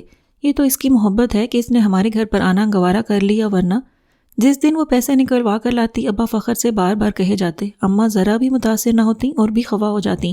ہمیں کیا کسی کے پیسوں سے لینا دینا، بغیر سوچے سمجھے کہ اتنی بڑی ذمہ داری اپنے سر لی ہے، بس خدا اس میں سرخرو کرے۔ گھر والوں کے ساتھ اتنے ریزرو رویے کے باوجود بڑے غیر محسوس انداز میں دیبا کا ہلکا احباب بڑھنے لگا تھا۔ شروع میں تو کسی نے ایسا زیادہ خیال نہیں کیا، مگر پھر سبھی کے نوٹس میں یہ بات آنے لگی کہ جب بھی گھر میں کوئی بھی باہر کا شخص آتا تھا، وہ کسی نہ کسی بہانے اپنے کمرے سے نکل آتی تھی۔ اماں کے پاس آنے والی پڑوس کی اور رشتہ دار خواتین، سارا اور سومی کی دوستیں وغیرہ سب ہی سے وہ بڑی اچھی طرح متعارف ہوتی۔ جتنی دیر کوئی بیٹھا رہتا خود بھی بیٹھی رہتی۔ آنے والوں کی اس میں دلچسپی ایک فطری سی بات تھی، سو وہ بھی بڑے اشتیاق کا مظاہرہ کرتے، دیبا کے اخلاق کی تعریف کرتے، موبائل نمبر کا تبادلہ ہوتا، اماں دیبا کے بیک گراؤنڈ اور اس سے جڑی درد بھری کہانی کو حالانکہ بڑے متاثر کن پیرائے میں بیان کرتی تھی، مگر کوئی بھی ان کی غریب پروری کی داد نہیں دیا کرتا تھا۔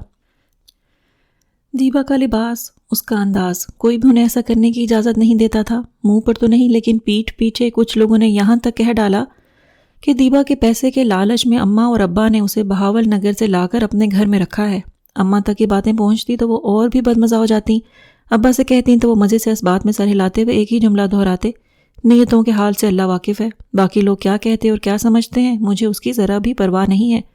ایک ماس تھا جو آتا تھا تو الٹی سیدھی تعویلوں سے انہیں مطمئن کرنے کی کوشش کرتا تھا، مگر اب اس کا بھی زیادہ وقت اماں، سارا اور سومی کی بجائے دیبا اور ابا کی جمائی ہوئی محفل میں گزرتا تھا۔ آج ماس کے ساتھ خصوصی طور پر اس کی امی اور دونوں بہنیں بھی آئی تھیں۔ دیبا آج صبح ناشتے کے بعد پڑوس والی راحت آنٹی کے ساتھ شاپنگ کرنے گئی تھی اور واپسی کے بعد کھانا کھا کر جو سوئی تھی تو اب تک نہیں اٹھی تھی۔ ماس کی امی اور بہنوں کو اب تک اس کا دیدار نہیں ہوا تھا، سو ان کو تھوڑی سی مایوسی ہو رہی تھی۔ کئی دن سے سن رہی تھی کہ سفیر بھائی کی کوئی رشتہ دار لڑکی بہاول نگر سے یہاں آ گئی ہے۔ میں سمجھ رہی تھی کہ تم ہمارے گھر تو ملوانے کے لیے لاؤ گی ہی، مگر یہاں سے تو کوئی بھی آتا جاتا نہیں ہے۔ دل میں اٹھتی بے چینی کو چھپائے ماس کی امی اس طرح کی سیاسی گفتگو فرماتی رہیں۔ اصل میں تو ماس نے جو شروع میں دیبا کی حالت زار کا نقشہ کھینچا تھا، اس سے نہ چاہتے ہوئے بھی اماں کی فراخ دلی سے انہیں تھوڑا سا متاثر ہونا پڑ ہی گیا تھا، سو اس خوف سے بچنے کے لیے تھوڑا سا انجان بنے رہنے میں ہی بھلائی تھی۔ ان کی خالہ زاد بہن کی بیٹی ہے، اب یہیں رہے گی، مل لینا کبھی بھی، اس وقت تو سو رہی ہے۔ اندر ہی اندر ایک ٹھنڈی آہ بھر کر اماں نے مختصر سا جواب دیا، نہ کوئی شیخی نہ اپنی دریا دلی کا تذکرہ۔ میں نے تو سنا تھا کہ بیچاری کے اب ماں باپ دونوں ہی نہیں رہے دنیا میں۔ وہ حیرت زدہ سی ہو کر خود ہی اماں کے پسندیدہ موضوع کی طرف آنے لگی۔ ان کی معلومات میں معاذ نے مزید کوئی اضافہ کیا بھی نہیں تھا۔ خدا کے کاموں میں کس کا دخل ہے، ایک مختصر سا جواب دے کر وہ پھر فارغ ہوئیں۔ اس طرح کی باتوں میں اب انہیں بالکل بھی مزہ نہیں آ رہا تھا۔ جو بھی دیبا سے ملتا خود ہی اندازہ لگا لیتا تھا کہ وہ کتنی بیچاری ہے۔ وہ خام خواہی کچھ کہہ کر جھوٹی پڑ جاتی۔ آپ کو معاذ بھائی نے کچھ نہیں بتایا؟ ان کی تو بہت دوستی ہو گئی ہے دیبا باجی کے ساتھ۔ سومی سے رہا نہ گیا۔ اچھا، کیا اتنا آتا ہے یہاں؟ دیبا کو بھول بھال انہیں ایک نئی تشویش نے آ گھیرا۔ دونوں بیٹیاں بھی ایک ساتھ بولنا شروع ہو گئیں۔ ہم سے تو کبھی ذکر بھی نہیں کرتے، پوچھو بھی تو ٹال دیتے ہیں۔ تمہیں تو خیال کرنا چاہیے تھا روشن، گھر میں ایک پرائی لڑکی ہے، معاذ کو تمہیں خود ہی منع کر دینا چاہیے تھا۔ معاذ کی امی رشتے میں بڑی تھیں، اس بڑے پن کا فائدہ اٹھا کر وہ اماں کو تنبیہ کیے بغیر نہ رہ سکیں۔ نگاہ بار بار ایک طرف خاموش بیٹھی سارا پر جا رہی تھی۔ اصل میں انہیں اس کی اچھی شکل سے خدشہ لاحق تھا۔ باہر سے ابا آواز دے رہے تھے۔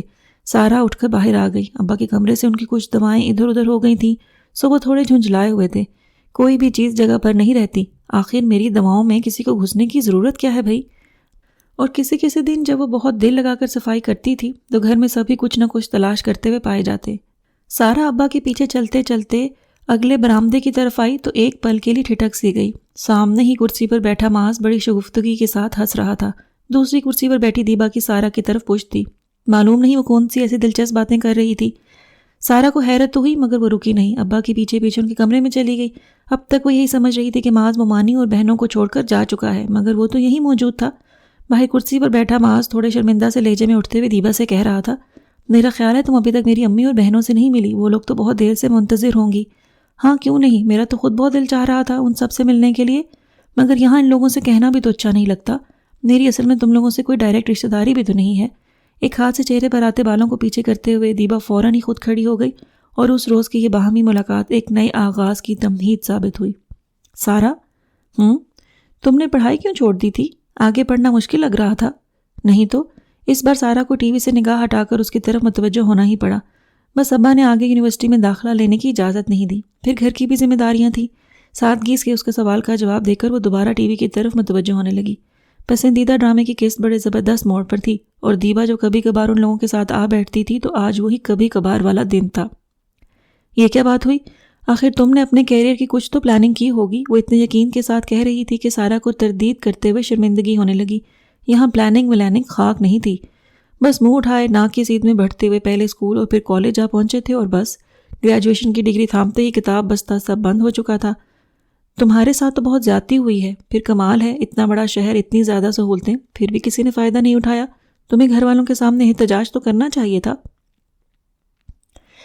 اسے سارا سے واقعی ہمدردی تھی یا کیا افسردگی اس کے لہجے سے ظاہر ہو رہی تھی؟ سارا کو اپنی اب تک کی غلط فہمیوں پر شرمندگی سی ہونے لگی۔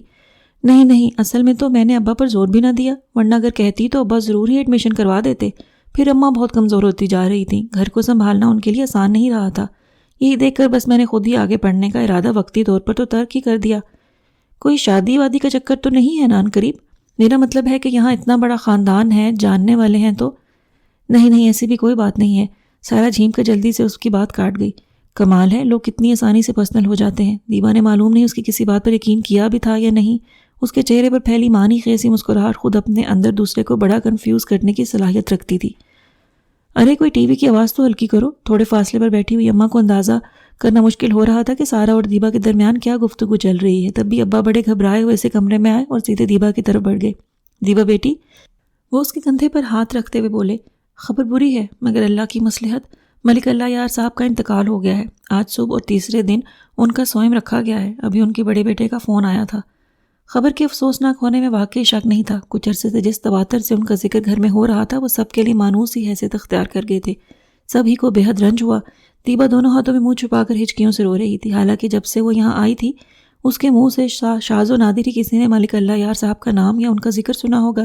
سب لوگ اسے چپ کرانے کے لیے گھیرا ڈال کر کھڑے تھے، اور تو اور اماں بھی اپنی جگہ سے اٹھ کر دیبا کی دل جوئی کے لیے آ گئی تھی، مگر اس کے دل کو تو لگتا تھا بہت بڑا دھچکا پہنچا ہے۔ میں تمہیں وہاں لے چلوں گا بیٹا، آج کے دن تو ہم وہاں نہیں پہنچ سکتے مگر انشاءاللہ سوئم میں ضرور پہنچ جائیں گے۔ ابا نے کھڑے کھڑے پروگرام بھی فائنل کر دیا۔ ان کا ارادہ تو اماں کو بھی ساتھ لے جانے کا تھا، مگر ایک تو ان کی طبیعت کا بھروسہ نہیں تھا، دوسرے وہ سفر سے گھبراتی بھی بہت تھی۔ قرعہ فال سارا کے نام نکلا۔ کسی نہ کسی کا چلنا تو ضروری ہے۔ دیبا اگر ہمارے گھر نہ رہ رہی ہوتی تو اور بات تھی، مگر اب تو رشتہ داری نبھانے کے لیے جانا ہی ہوگا۔ سارا کی ہچکچاہٹ کو محسوس کرتے ہوئے ابا نرمی سے سمجھانے لگے۔ عجیب بات تھی، اماں جتنی رشتہ داریاں نبھانے کے معاملے میں لاپرواہ تھیں، ابا اتنے ہی حساس تھے، اور پھر ان کی کئی بات کو ٹالنا بھی آسان نہ ہوتا تھا۔ چلو بس 3 دن ہی کی تو بات ہے، سارا نے خود کو سمجھا ہی لیا۔ کسی سے کہہ سن کر ابا فوراً ہی جا کر بکنگ بھی کروائے تھے۔ اگلے روز روانگی تھی۔ دیبا کا سارا دن ہی پیکنگ میں نکل گیا۔ کیا تمہارا زیادہ دن رکنے کا پروگرام ہے دیبا؟ سارا اسے کھانے کے لیے بلانے کے لیے اس کے کمرے میں آئی تو بڑا سا سوٹ کیس دیکھ کر پوچھنے لگی۔ ابھی کچھ کہہ نہیں سکتی، شاید رک بھی جاؤں۔ مختصر سا جواب دے کر وہ سائڈ ٹیبل کی دراز کھول کر کچھ ڈھونڈنے لگی۔ سارا نے ذرا سا رک کر اس کے بدلے ہوئے موڈ کا اندازہ کرنا چاہا۔ کبھی کبھار آنے والا دن گزر چکا تھا، اماں نے فون کروا کر معاذ کو بلایا ہوا تھا، اور اب اتنی دیر سے کیا صلاح مشورہ جاری تھا اس کا اندازہ بھی سارا کو اچھی طرح تھا۔ تمہیں کیا ضرورت پڑی ہے بہاول نگر جانے کی؟ جانے دو انہیں، جن کی رشتہ داری ہے، تمہارا وہاں کیا کام ہے آخر؟ توقع کے عین مطابق اس نے اعتراض کیا۔ کھانے کے برتن جب وہ واپس کچن میں لا رہی تھی تو وہ وہیں آ کر کھڑا ہوا۔ ابا لے کر جا رہے ہیں، اور ضروری ہوگا تبھی تو لے کر جا رہے ہیں نا؟ وہ بڑے مطمئن سے انداز میں چیزیں ادھر سے ادھر رکھتی ہوئی کہہ رہی تھی۔ خبر تھی کہ وہ اماں کی ہدایت پر ایسا کہہ رہا ہے۔ کیا ضروری ہے؟ پتہ نہیں کون لوگ ہیں، اتنے سالوں میں تو کبھی نام بھی نہیں سنا تھا۔ تمہارے ابا بھی بس نا۔ سارا کو اس کی جھنجھلاہٹ پر ہنسی آنے لگی، مگر ضبط کر گئی۔ اب تو بکنگ بھی ہو گئی ہے، اور کون سا میں اکیلی جا رہی ہوں، دیبا بھی تو ہوگی نا میرے ساتھ۔ محاذ کی طرف سے پش کیے ہوئے وہ بدستور اپنے کاموں میں مصروف رہی۔ دیبا کون سا تمہارا خیال رکھے گی، اور تم خود اتنی بیوقوف ہو کے۔ وہ بے ساختہ ہی مڑ کر اس کی طرف دیکھنے لگی۔ محاذ کے لہجے میں کبھی کبھار جو خوبصورت خیال کسی کیفیت نمایاں ہونے لگتی تھی، وہ دل کو بڑے دھوکے میں ڈال دیتی تھی۔ وہ اسی کی طرف دیکھ رہا تھا، اور اس کے مڑتے ہی اپنی بات بیچ میں ہی ادھوری چھوڑ کر خاموش ہو گیا۔ وقت کا ایک بہت ہی مختصر سا پل خاموشی سے آگے کی طرف بڑھ گیا۔ میری تو کوئی سنتا ہی نہیں ہے، سارا کو وہاں لے کر جانے کی کیا تک بنتی ہے؟ مگر یہ لڑکی اس گھر میں کیا آ گئی؟ زمانے بھر کے حقوق و فرائض تمہارے پھپھا پر لاگو ہو گئے ہیں۔ اماں سے ضبط نہ ہو سکا تو ماس کے پیچھے ہی خود آ گئیں۔ آج انہیں وہ بہت دن بعد دستیاب ہوا تھا، ورنہ دیبا کے سامنے ان کو اپنے دل کی بات کرنے کا موقع ہی نہیں مل رہا تھا۔ اور یہ ساری مصیبت تمہاری ہی لائی ہوئی ہے۔ سارے میں واہ واہ ہو جائے گی، لوگ کتنا متاثر ہو جائیں گے آپ سے، خاک متاثر ہوں گے۔ تمہاری امی بھی منہ پر جتا کر گئی ہیں کہ دیبا کے پیسے کے لالچ میں ہم اسے اپنے گھر میں رکھے ہوئے ہیں۔ بہت جھل کر وہ ماس کی خبر لے رہی تھی۔ اماں کو کنونس کرنے والا وہی تھا، مگر کس کے کہنے پر؟ سارا کو اس کے حضور پیش کی اپنی درخواست یاد آنے لگی۔ بنا جانے بوجھے دیکھے پرکھے اندازے لگانے میں کوئی بھی کسی سے پیچھے نہیں رہنا چاہتا۔ پہلے یہ غلطی خود سے ہوئی، اور اب باقی سب لوگ، اور لوگ بھی کیا، ماس کی امی اور بہنوں ہی کو سمجھ لو۔ بڑی شگفتگی کے ساتھ سوچتے ہوئے مسکرا دی۔ تھوڑا سا خوشی کا احساس بڑے غیر متوقع طور پر اسے بھی تو حاصل ہوا تھا۔ اونچی چھت والے بڑے سے ہال میں دیوار سے ٹیک لگا کر بیٹھے ہوئے اسے کئی گھنٹے ہو چکے تھے۔ قرآن خوانی اب تقریباً ختم تھی۔ سارا ظہر کی نماز پڑھتے یہاں آ کر بیٹھ گئی تھی۔ ارد گرد بیٹھی سپارے اور کلمہ پڑھتی عورتوں میں سے وہ کسی سے بھی واقف نہیں تھی۔ وہ لوگ آج صبح ہی یہاں پہنچے تھے، اور مہمانوں سے بھرے اس گھر میں وہ بمشکل ابھی تک ملک اللہ یار صاحب کی دونوں بہوؤں ہی کو پہچان سکی تھی۔ ارد گرد بیٹھی خواتین اب دھیرے دھیرے باتوں میں مصروف ہوتی جا رہی تھیں۔ وہاں ایک سارا ہی اجنبی تھی، ورنہ وہ سب ہی محلہ برادری کے رشتوں میں جڑی ہوئی عورتیں تھیں۔ چند ایک تجسس بھری نگاہیں سارا کی طرف بھی اٹھ رہی تھیں۔ سارا بھی اب فارغ تھی۔ تھوڑی سی دیر تو وہ یوں ہی بیٹھی رہی، پھر اٹھ کر باہر آ گئی۔ پچھلی طرف کھلنے والے اس لمبے سے دالان میں نسبتاً کم گہما گہمی تھی۔ مہمانوں کا سارا رش سامنے والے احاطے اور پھر رہائشی کمروں میں تھا۔ سارا نے ادھر ادھر نگاہ دوڑائی۔ کھلا کھلا اونچی چھتوں والا یہ گھر اپنے اندر بڑی وسعت لیے ہوئے تھا۔ معلوم نہیں اس اتنے بڑے گھر میں دیبا کے لیے کوئی گنجائش کیوں نہیں نکل سکی۔ وہ سوچے بغیر نہ رہ سکی۔ دالان کے آخری سرے پر باورچی خانہ نظر آ رہا تھا، وہ اسی کی طرف چل دی۔ اصل تلاش دیبا کی تھی۔ جب سے وہ لوگ یہاں کر اترے تھے معلوم نہیں کہاں غائب تھی۔ سارا کو اس کی بے مروتی کی اب عادت سی ہوتی جا رہی تھی، پھر بھی یہاں آ کر تھوڑا سا افسوس ہو رہا تھا۔ ایک طرح سے تو اماں اور معاذ بھی ٹھیک ہی کہہ رہے تھے۔ اسے ان دونوں کا منع کرنا یاد آیا۔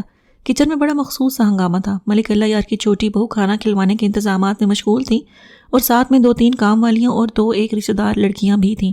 ارے سارا، تم اندر چل کر مہمانوں میں بیٹھو، یہاں کیوں آ گئی؟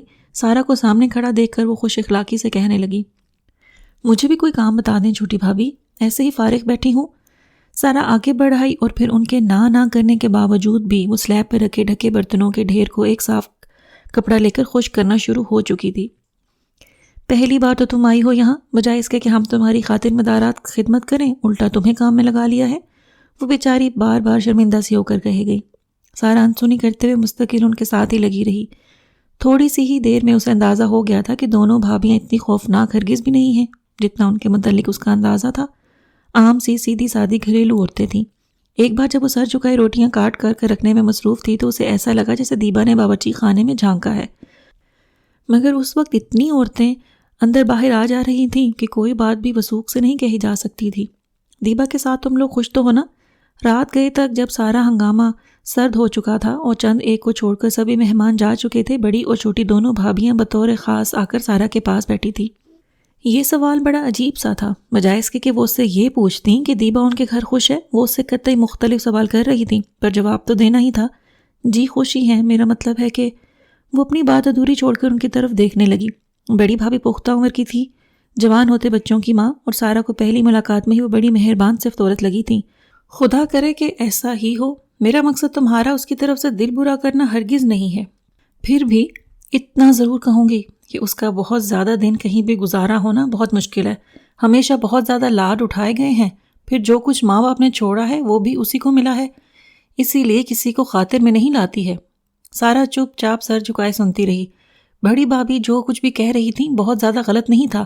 اتنے دن دیبا کے ساتھ گزار کر اسے خود بھی بہرحال اندازہ تھا. مگر میرے دونوں بیٹوں کی بیویوں نے دیبا غریب کا جینا حرام کر رکھا ہے، اور اگر میں نہ ملک اللہ یا صاحب کے لکھے گئے خط کی تحریر اس کی آنکھوں کے سامنے آ کر رکنے لگی. اور بھلا ایک مرتے ہوئے شخص کو جھوٹ بولنے کی کیا ضرورت ہوگی؟ پوری غیر جانبداری سے سوچتے ہوئے دونوں بھابھیوں سے تھوڑا مشکوک ہونے لگی. برادری میں سے کئی رشتے آ چکے تھے دیبا کے، مگر کوئی بھی اس کے معیار پر پورا نہیں اتر رہا تھا. ہمارے سسر، اللہ انہیں جنت بخشے، بہت دباؤ میں آ گئے تھے. دیبا ان کی لاڈلی بھی بہت تھی، اسی لیے اس کی مرضی کے خلاف کوئی فیصلہ نہیں کر پاتے تھے. حالانکہ دو ایک جگہ تو ان کی مرضی بھی تھی.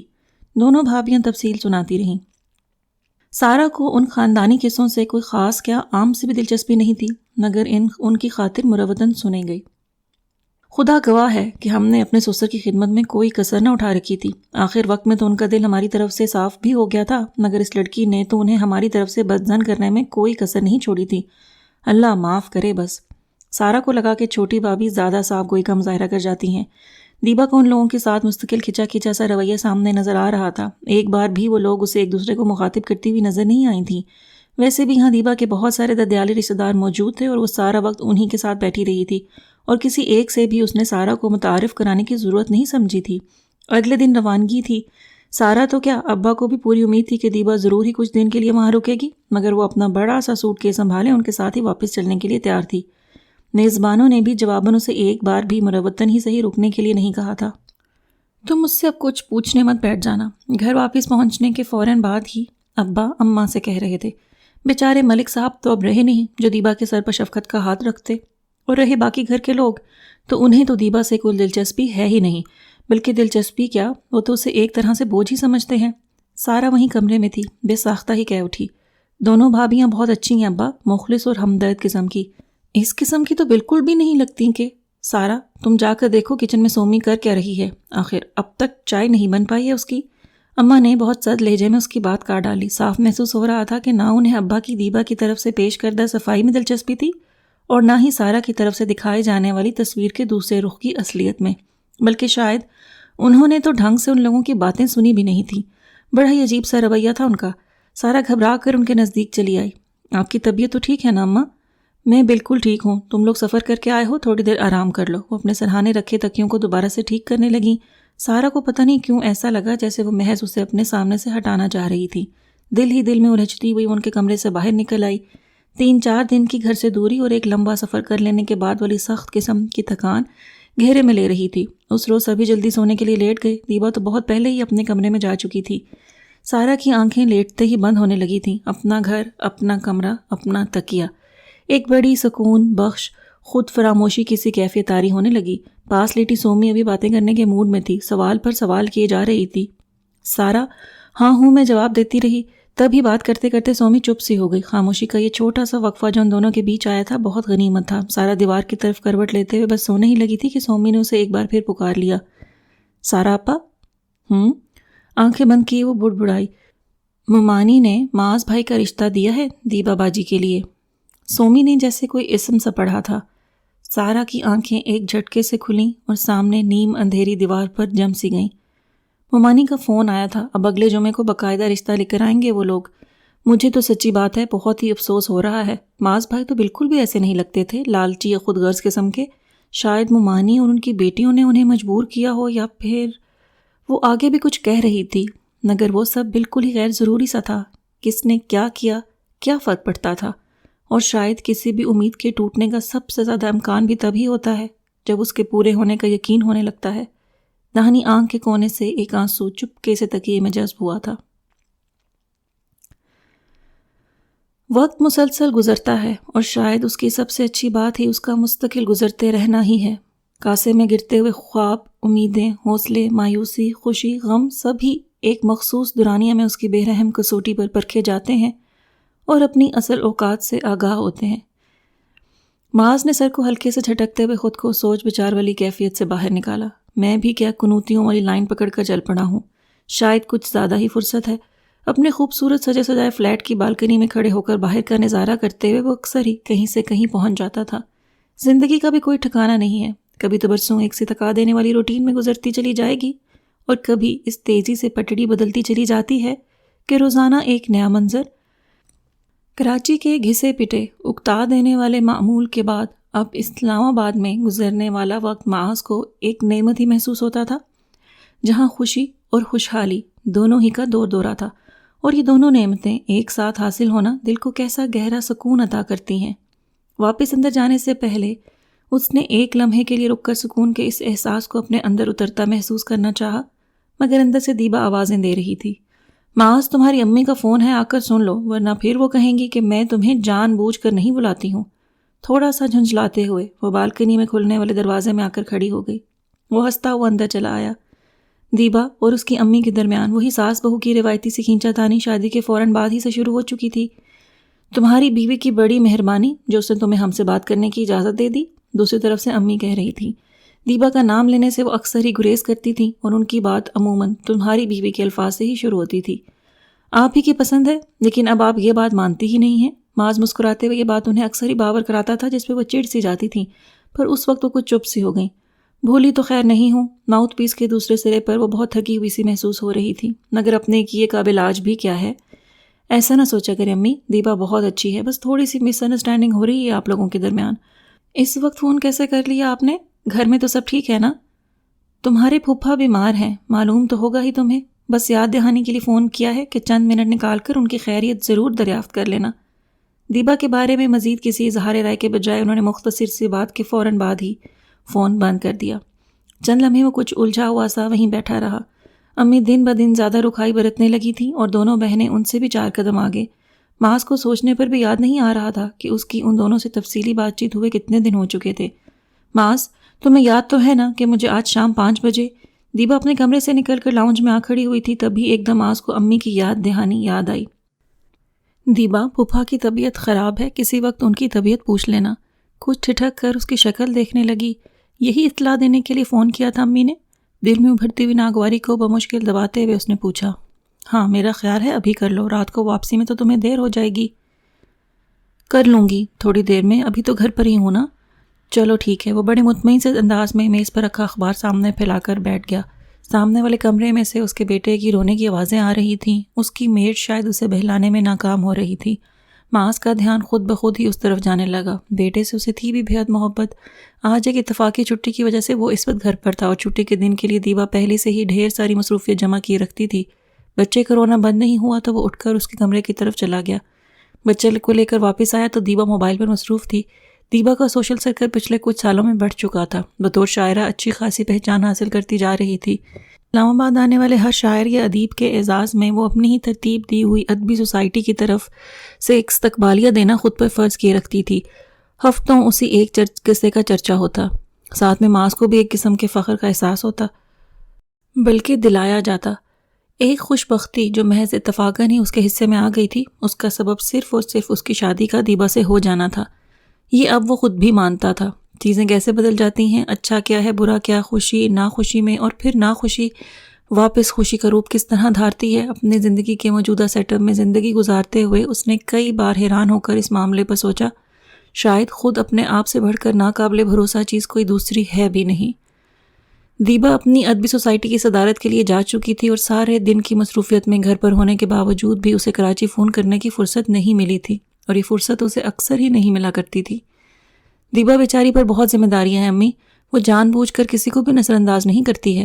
امی اور بہنوں کے سامنے وفادار تابع دار قسم کے شوہروں کے مانند وہ رٹے رٹائے انداز میں صفائی پیش کرتا تو وہ لوگ اور بھی خفا ہونے لگتی۔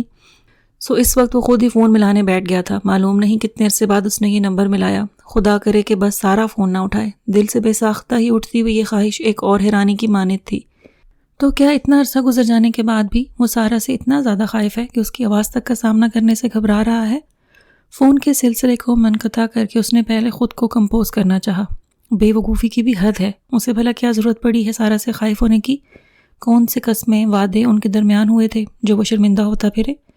کتنی عجیب بات ہے کہ اپنی جن کمزوریوں سے انسان خود اچھی طرح واقف ہوتا ہے، سب سے زیادہ زور انہی کی نفی میں لگاتا ہے۔ ہیلو، ایک پھیکی سی مسکراہٹ کے ساتھ اس نے دوبارہ نمبر ملایا تو فون سومی نے اٹھایا۔ ہائے محاذ بھائی، آپ کیسے ہیں؟ کیا کر رہے ہیں؟ بالکل ہی بلا دیا آپ نے تو۔ اتنے بہت دن بعد بھی وہ اس کی ایک ہیلو سے ہی پہچان گئی تھی۔ وہ مسکراتے ہوئے سومی کی سادگی سے کیے شکووں کا جواب دینے لگا۔ سچی بات تھی کہ سومی کی باتوں سے اس پر طاری ہوتی ٹینشن بھی کم ہوئی تھی۔ یہ لیجئے اماں سے بات کریں۔ چند منٹ بات کر کے اس نے فون اماں کو تھمایا تو اسے احساس ہوا کہ اصل میں امتحان اب شروع ہوا ہے۔ شادی کے بعد سے بمشکل ایک بار جب ان لوگوں کی سارا کے ہاں چوتھی کی دعوت کی گئی تھی وہ گیا تھا، اور اس بات کو اب کچھ نہیں تو 3.5 سال تو ہونے کو آئے تھے۔ معاذ میرے بچے، وہ مستقل ہی گھٹی گھٹی آواز میں روئی جا رہی تھی۔ معاذ کی انہیں تسلی دینے کی ساری کوششیں بالکل ناکام ہو رہی تھیں۔ تبھی اس کا دل بڑے عجیب سے انداز میں دھڑکا۔ اماں پلیز، طبیعت خراب ہو جائے گی آپ کی، اور اس میں ایسے رونے کی کون سی بات ہے؟ اس نے بہت واضح طور پر سارا کو اماں سے کہتے ہوئے سنا۔ وہ وہیں قریب ہی موجود تھی۔ چشم زدن میں اس نے خود کو اس بے حد مانوس پھیکے پڑتے در و دیوار والے اس گھر کی دہلیز پر کھڑا پایا جس سے اپنائیت کی خوشبو پھوٹی پڑتی تھی۔ وہ دروازہ آج بھی کھلا تھا، مگر اس نے خود اپنے قدموں کو پابند کر لیا تھا۔ شاید سارا کے سمجھانے کا ہی اثر تھا جو اماں خود کو سنبھال کر اب اس سے بات کر رہی تھی۔ سومی کے برعکس انہوں نے اس سے کوئی شکوہ شکایت نہیں کیا تھا، بس ہلکے ہلکے ابا کی طبیعت کا بتاتی رہیں جو اس وقت سوئے ہوئے تھے۔ وہاں آج سے اس کی اور اس کے بیوی بچے کی خیریت پوچھی اور بس۔ لگتا تھا اب ان کے پاس کرنے کے لیے بہت زیادہ باتیں رہی بھی نہیں ہیں۔ دیبا سے کہنا اس کے ماموں سے بہت یاد کرتے ہیں، فون بند کرنے سے پہلے یہ آخری بات تھی جو انہوں نے کی۔ معاذ مارے شرمندگی کے کوئی بھی جواب نہ دے سکا۔ پھوپھا بڑی پابندی سے دیبا کی خیریت پوچھنے کے لیے فون کرتے تھے اور ہر بار بڑے خلوص سے کراچی مدعو بھی کرتے۔ یہ سلسلہ ابھی کچھ عرصے پہلے تک بھی جاری تھا، مگر اب وہ بیمار رہنے لگے تھے۔ رات کو جب دیبا اپنے ادبی سرکل کی ساری تفصیلات سنا کر فارغ ہوئی تو معاذ نے بھی آج شام کی فون والی روداد مختصر سے الفاظ میں سنا ڈالی۔ ڈریسنگ ٹیبل کے سامنے بیٹھی دیبا کا چہرے پر نائٹ کریم ملتا ہوا ہاتھ ایک پل کے لیے ساکت ہوا۔ تم نے فون کیا تھا؟ اسے جیسے یقین ہی نہیں آیا تھا، اور معاذ کے اس بات میں دیے کے جواب پر وہ بہت خفگی سے بولی، کیا ضرورت تھی؟ جب میں نے کہہ دیا تھا کہ میں کر لوں گی تو تمہیں کیا جلدی پڑ رہی تھی آخر؟ پھوپھا کی طبیعت بہت خراب تھی پچھلے ہفتے، اور ہم لوگ ابھی تک بھی انہیں پوچھ نہیں سکے تھے۔ میں نے بس اسی لیے اور دیر کرنا مناسب نہیں سمجھا۔ معاذ نے نرمی سے اسے سمجھانا چاہا، مگر اس کا موڈ خراب ہی رہا اگلے بہت سارے دنوں تک۔ صحن میں ٹھنڈی ہواؤں بھری شام اتری ہوئی تھی۔ وہ جو سوچ کر بیٹھا تھا کہ اب اماں کو فون ذرا پابندی کے ساتھ کر لیا کرے گا، خود بخود اس خیال کو جھٹک چکا تھا۔ یہ کوچنگ سینٹر سراسر ذہن کے دماغ کی تخلیق تھی جو اب عمل درآمد کے مرحلے سے نکل کر اچھی خاصی آمدنی کا سبب بنا ہوا تھا، اور بوریت کے ازالے کا بھی۔ معاذ کی امی اور بہنیں اکثر ہی اب چلی آیا کرتی تھیں، جب بھی آتی رات کے کھانے کے بعد ہی واپسی ہوتی تھی۔ آج معاذ کی امی بڑی خاموش سی تھیں۔ اماں نے 1-2 بار پوچھا تو بھی ٹال گئیں، کوئی تو بات ہے اپنا سمجھو تو کہہ دو، ورنہ۔ اماں کے اصرار میں خلوص تھا۔ ان کے اور ممانی کے درمیان ہمیشہ کی جاری چپکلش کب کی ختم ہو چکی تھی، معلوم نہیں کب دونوں ایک دوسرے کے اتنا قریب آ گئی تھیں کہ اپنا دکھ سکھ بانٹنے لگی تھیں۔ دونوں لڑکیوں کی فکر ہے۔ معاذ تو اپنی دنیا اسلام آباد میں بسا کر بیٹھ گیا ہے، ہر فکر اور ذمہ داری میرے سپرد کر کے۔ جوان بہنوں کا بھی خیال نہیں اسے۔ ممانی کی آنکھوں میں آنسو تیرنے لگے۔ اللہ اسباب پیدا کرنے والا ہے، اس طرح دل چھوٹا نہیں کرتے، ہم بھی تو اسی پر بھروسہ کر کے بیٹھے ہوئے ہیں۔ اماں انہیں دلاسا دینے لگی۔ پڑھنے کے لیے آئے بچے ایک ایک کر کے رخصت ہو رہے تھے۔ سارا دروازہ بند کر کے واپس پلٹ رہی تھی۔ ممانی کی نگاہیں جتنی دیر بھی یہاں رہتی اسی کے تعاقب میں رہتی، پرکشش، دبلی پتلی، پیاری سی۔ پہلے کبھی بہت ہنسا کرتی تھی، مگر اب تو زیادہ تر سنجیدہ ہی رہا کرتی تھی، اور اس سے یہ سنجیدگی بخشنے والی بھی خود وہی ہیں۔ ایک گہرا ملال دل میں اترتا تو وہ بڑی دیر تک دل ہی دل میں توبہ توبہ کیے جاتی۔ شاید سارا ہی کا صبر ان کے ہر کام کے آگے رکاوٹ بن کر کھڑا ہو رہا تھا۔ انہیں یقین ہونے لگا تھا، اپنے زوم، اپنی سخت دلی پر انہیں شرم آتی اور اپنی عقل پر حیرت۔ کان کھول کر سن لے معاذ، سارا تو اس گھر میں کسی صورت نہیں آ سکتی۔ ساری زندگی ساس نند کا جلاپا سہا ہے میں نے، اب باقی جو رہ گئی ہے اس میں نند کی بیٹی کو لا کر سر پہ بٹھا لوں، یہ میری زندگی میں تو ممکن نہیں ہے۔ معاذ کے دھواں دھواں ہوتے چہرے پر انہیں ایک بار بھی رحم نہیں آیا تھا۔ سیند سیند کر رکھی گئی قدورتیں اور نفرتیں ساری زندگی کی کمائی تھیں۔ خود سے جڑے رشتوں کی خوبصورتی کو گہرانے کا ذمہ دار خود اپنے علاوہ اور کون ہے بھلا؟ رہ رہ کر پچھتاوے انہیں گھیرتے۔ ایسا کون سا حق غصب کر ڈالا تھا ان کا اماں نے، مگر ڈھونڈ ڈھونڈ کر انہوں نے ساری زندگی اتنی خطائیں، اتنے قصور جمع کر لیے تھے کہ اب ان کی تلافی کا تصور بھی تن بدن میں آگ لگاتا تھا۔ ایسا ہی ہوتا ہے، دوستوں، پڑوسیوں، ملنے جلنے والوں، ساتھ کام کرنے والوں، سبھی کے ساتھ ایک رواداری درگزر کا سلسلہ چلتا رہتا ہے، مگر نہیں چل پاتا تو قریب ترین رشتوں میں۔ اس نے یہ کیا تو ہم کیوں نہ کریں؟ اس نے جب نہیں پوچھا تو ہمیں کیا ضرورت پڑ رہی ہے؟ ہم نے اتنا دیا اور جواباً تمہیں کیا ملا؟ کسی بہت گھاک کاروباری کی طرح تولا ماشا رتی کا حساب کرتے ہیں اور حاصل جمع آتا ہے مزید کینہ، مزید نفرت، معاف کر دینے کا کرینہ کبھی سیکھ ہی نہ پائے۔ تنگ دلی کی نچلی ترین سطح کو کس آسانی سے چھوتے ہیں اور اس پر شرماتے بھی نہیں ہیں۔ انہوں نے بھی تو اماں کو مزہ چکھانے کی ہی ٹھانی تھی۔ معاذ کی شادی سارا سے نہ صحیح کہیں اور بھی ہو سکتی تھی، مگر انہوں نے دیبا کا انتخاب اپنا مزہ دوبالا کرنے کے لیے کیا تھا۔ آج تک سارا خاندان یہی سمجھتا ہے کہ وہ اور معاذ دیبا کے پیسے کے لیے پیچھے گئے تھے۔ انہوں نے شاید تھوڑا بہت اس پہلو پر نظر رکھی ہو تو ہو، مگر معاذ بالکل بھی ایسا نہیں تھا، اور سارا کے لیے تو وہ ہمارے گھر سے گیا رشتہ قبول بھی نہیں کریں گے، اس لائق سمجھتے ہی نہیں ہیں ہمیں۔ دیبا نے مجھے فون پر بتایا تھا کہ بہاول نگر سارا کو لے کر جانے کا مقصد ہی یہی ہے کہ وہاں پر پچھلی بار کوئی رشتہ دیکھ کر آئے ہیں سفیر بھائی۔ بڑا پیسے والا خاندان ہے ملک اللہ یار صاحب کا۔ بہاول نگر روانگی چاہے جتنی بھی ایمرجنسی میں ہوئی تھی، دیبا انہیں خدا حافظ کا فون کرنا نہیں بھولی تھی، اور سارا کے ساتھ جانے کی وجہ بھی اس نے بطور خاص بتائی تھی۔ ان دنوں دیبا کتنی اچھی، کتنی اپنی سی لگا کرتی تھی، معصوم، بے سہارا، اور وہ اسے کس چاہت و ارمان سے بیاہ کر اپنے گھر لے کر آئی تھی۔ شادی کی ہر تقریب میں وہ اور ان کی بیٹیاں بڑی تمکنت سے شریک ہوئیں۔ اماں کے خاموش لبوں اور سارا کے چہرے کی پھیکی پڑتی رنگت سے قطعی بے نیازی برتتے ہوئے انہوں نے اپنا ہر ارمان پورا کیا، اور معاذ آج تک سب ہنستے تھے کہ اتنا نیچی نگاہ کر کے بیٹھنے والا دلہا پہلی بار دیکھا گیا۔ پتہ نہیں اس سارے وقت میں اس نے کس درجہ شرمندگی جھیلی تھی۔ امی کی دی گئی جان کی قسمیں، بیوگی کا واسطہ، اور نہ جانے کون سی جذباتیت میں لتھڑی ساری باتیں جو ایک وقت میں تو زندگی کی سب سے اہم کمٹمنٹ بن جاتی ہیں، اور بعد میں ان پر صرف ہنسی آتی ہے۔ ہنسی معاذ کو آتی تھی، پتہ ہی نہیں چلا کب وہ دیبا کا اتنا گرویدہ ہوتا چلا گیا کہ ان سب سے ہی بہت دور محسوس ہونے لگا تھا۔ بہت بلاؤں کے بعد 2-4 ماہ میں 2 بمشکل 1 دن کے لیے کراچی آتا، جو بھی امی اور بہنیں شکایتاً کہتی ایک کان سے سنتا اور دوسرے سے اڑاتا رہتا۔ اسے لگتا کہ امی اور بہنوں کے پاس شکایتوں کے سوا کچھ اور ہے ہی نہیں۔ اپنے طور پر تو ان کی مرضی سے شادی کر کے سعادت مندی کی اعلیٰ مثال قائم کر ہی چکا تھا، پھر وہ لوگ اس سے مزید کیا چاہتی تھیں؟ اوپر والی منزل کا کرایہ آ جاتا تھا، اور وہ بھی بڑی باقاعدگی کے ساتھ پیسے بھیجا کرتا تھا، بلکہ اس معاملے میں تو وہ دیبا کا بڑا شکر گزار تھا کہ خود جا کر بڑی ذمہ داری کے ساتھ منی آرڈر پوسٹ کیا کرتی تھی۔ مگر امی اور بہنیں اس سے مستقلی بدظن رہتی تھیں۔ واپس اسلام آباد جاتا تو دیبا کریت کر ہر ایک بات پوچھ لیتی، اور پھر اٹھتے بیٹھتے تاک کر جتاتی۔ تمہاری امی نماز اصل میں اپنی بیٹیوں کے کہنے میں ہے، جو تمہاری بہنیں پٹی پڑھاتی ہیں وہی ان کے منہ پر شکایت بن کر آتا ہے۔ معاذ کو وہ 100% درست لگتی۔ اصل میں تو ان لوگوں کے دل میں نہ تمہاری عزت ہے نہ محبت، یہ تو تم ہو جو ان سب کے لیے مرے جاتے ہو۔ خیر ایک طرح سے تو یہ اچھا ہی ہے، فرض تو تمہارا بنتا ہے، مگر انہیں بھی کچھ تھوڑا سا تو خیال کرنا چاہیے۔ معاذ کا دل اور بھی کھٹا ہونے لگتا۔ گھر والوں نے اسے صرف پیسہ کمانے کی مشین سمجھے رکھا، کسی کو بھی اس کی ذات سے غرض نہیں۔ دیبا بیچاری پھر بھی اچھی ہے، جو اسے ان لوگوں کے پاس جانے سے روکتی ہے اور نہ پیسے بھیجنے سے۔ بتدریج ایک مخصوص سانچے میں ڈھلتا چلا گیا تھا، بالکل ویسے ہی جیسے 90% لڑکے شادی کے بعد غیر محسوس سے انداز میں بدلتے چلے جاتے ہیں۔ گرمیوں کے آغاز پر کراچی سے ایک ساتھ 2 خوشخبریاں موصول ہوئیں، ایک تو سارا کی شادی طے ہو جانے کی، اور دوسرے معاذ کی ایک بہن کا رشتہ آنے کی۔ روبینہ کے لیے کہا ہے ان لوگوں نے، اب تم کسی ہفتے آ کر لڑکے سے مل کر اطمینان کر لو، پھر ہی انہیں کوئی جواب دیا جائے گا۔ امی کی بات سنتے ہی معاذ نے دل ہی دل میں اگلے کئی دن کی مصروفیت کا اندازہ کر لیا۔ چند بہت ضروری میٹنگز تھیں، ایک سینئر آفیسر کے بیٹے کی شادی اٹینڈ کرنا تھی، اور پھر دیبا کے دوسرے مجموعہ کلام کی رونمائی کی تقریب، جس کے کارڈز کل ہی چھپنے کے لیے دیے گئے تھے۔ پھر اگلے اتوار کو آ رہے ہونا، بس ان لوگوں کو بھی اسی دن بلا لیتے ہیں رات کے کھانے پر۔ وہ امید بھرے لہجے میں پوچھ رہی تھیں۔ معاذ کو یقین تھا کہ اگلے اتوار تو کیا، وہ اس سے اگلے 3 اتوار تک بھی نہیں جا سکتا، مگر اب بات کو گھما پھرا کرنے کا فن وہ بھی سیکھ چکا تھا۔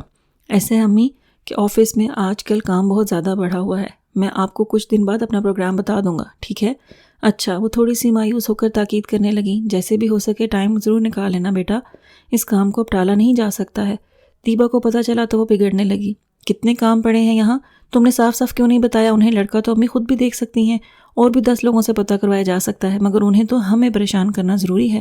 ہر بار اسے متفق ہونے کے باوجود بھی معاذ کو تھوڑا سا برا لگا۔ خیر جانا تو مجھے ہی چاہیے، یہ کام امی کسی اور سے کیسے کروا سکتی ہیں؟ تو ٹھیک ہے پھر چلے جاؤ اگر جا سکتے ہو۔ وہ اٹھ کھڑی ہوئی۔ معاذ تذبذب بھری نگاہوں سے اسے دیکھنے لگا۔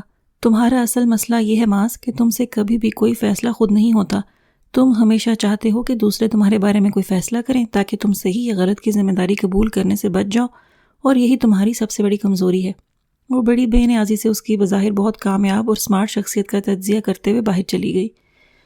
کبھی کبھی دیبا واقعی زیادتی کر جاتی تھی، اگر وہ ہمیشہ اس کے ساتھ تعاون کر کے چلتا رہا تھا تو اس کا یہ مطلب ہرگز بھی نہیں تھا کہ وہ اس کی اس طرح بے عزتی کرتی رہے۔ کیا ذمہ داری نہیں اٹھا رکھی میں نے؟ اچھی پوسٹ پر ہوں، تمہارا ہر طرح ساتھ دیتا ہوں، میرے بغیر تم یہاں تک پہنچنے کا تصور بھی نہیں کر سکتی تھی۔ لڑاکا عورتوں کی طرح اس کے سر پر جا کھڑا ہوا۔ دیبا اپنی رائٹنگ ٹیبل کی دراز میں سے کچھ کاغذات نکال رہی تھی، تھوڑی سی حیرت زدہ بھی ہوئی۔ ماس کا اس طرح سوال جواب کرنا ایک نئی بات تھی۔ میں تو بہرحال پہنچ ہی جاتی جہاں تک، مگر تم خود کہاں ہوتے؟ یہ سوچا ہے کبھی؟ یہ پراسائش گھر، ٹینشن فری زندگی اتنی آسانی سے مل جاتی جتنی مجھ سے شادی کر کے تمہیں حاصل ہوئی ہے؟ وہ بہت طنزی انداز میں کہہ رہی تھی، ایک کڑوا سچ جسے قبول کرنے میں اور بھی زیادہ بے عزتی تھی۔ کیا احسان کیا ہے تم نے مجھ پر؟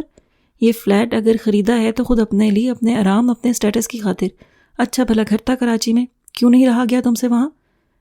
میں نہیں، تم بھاگے تھے وہاں سے۔ عجیب سی گھبراہٹ طاری ہو جاتی ہے تم پر آج بھی وہاں جاتے ہوئے۔ اس کے لیے مجھے الزام دینے کی ضرورت نہیں ہے، کم از کم اپنے آپ سے تو سچ بولنا سیکھو ماس۔ دیبا ایک کے بعد ایک آئینہ سامنے رکھ رہی تھی اور ماس کی سمجھ میں نہیں آ رہا تھا کہ کس طرح اس کا دماغ ٹھیک کر کے رکھ دے۔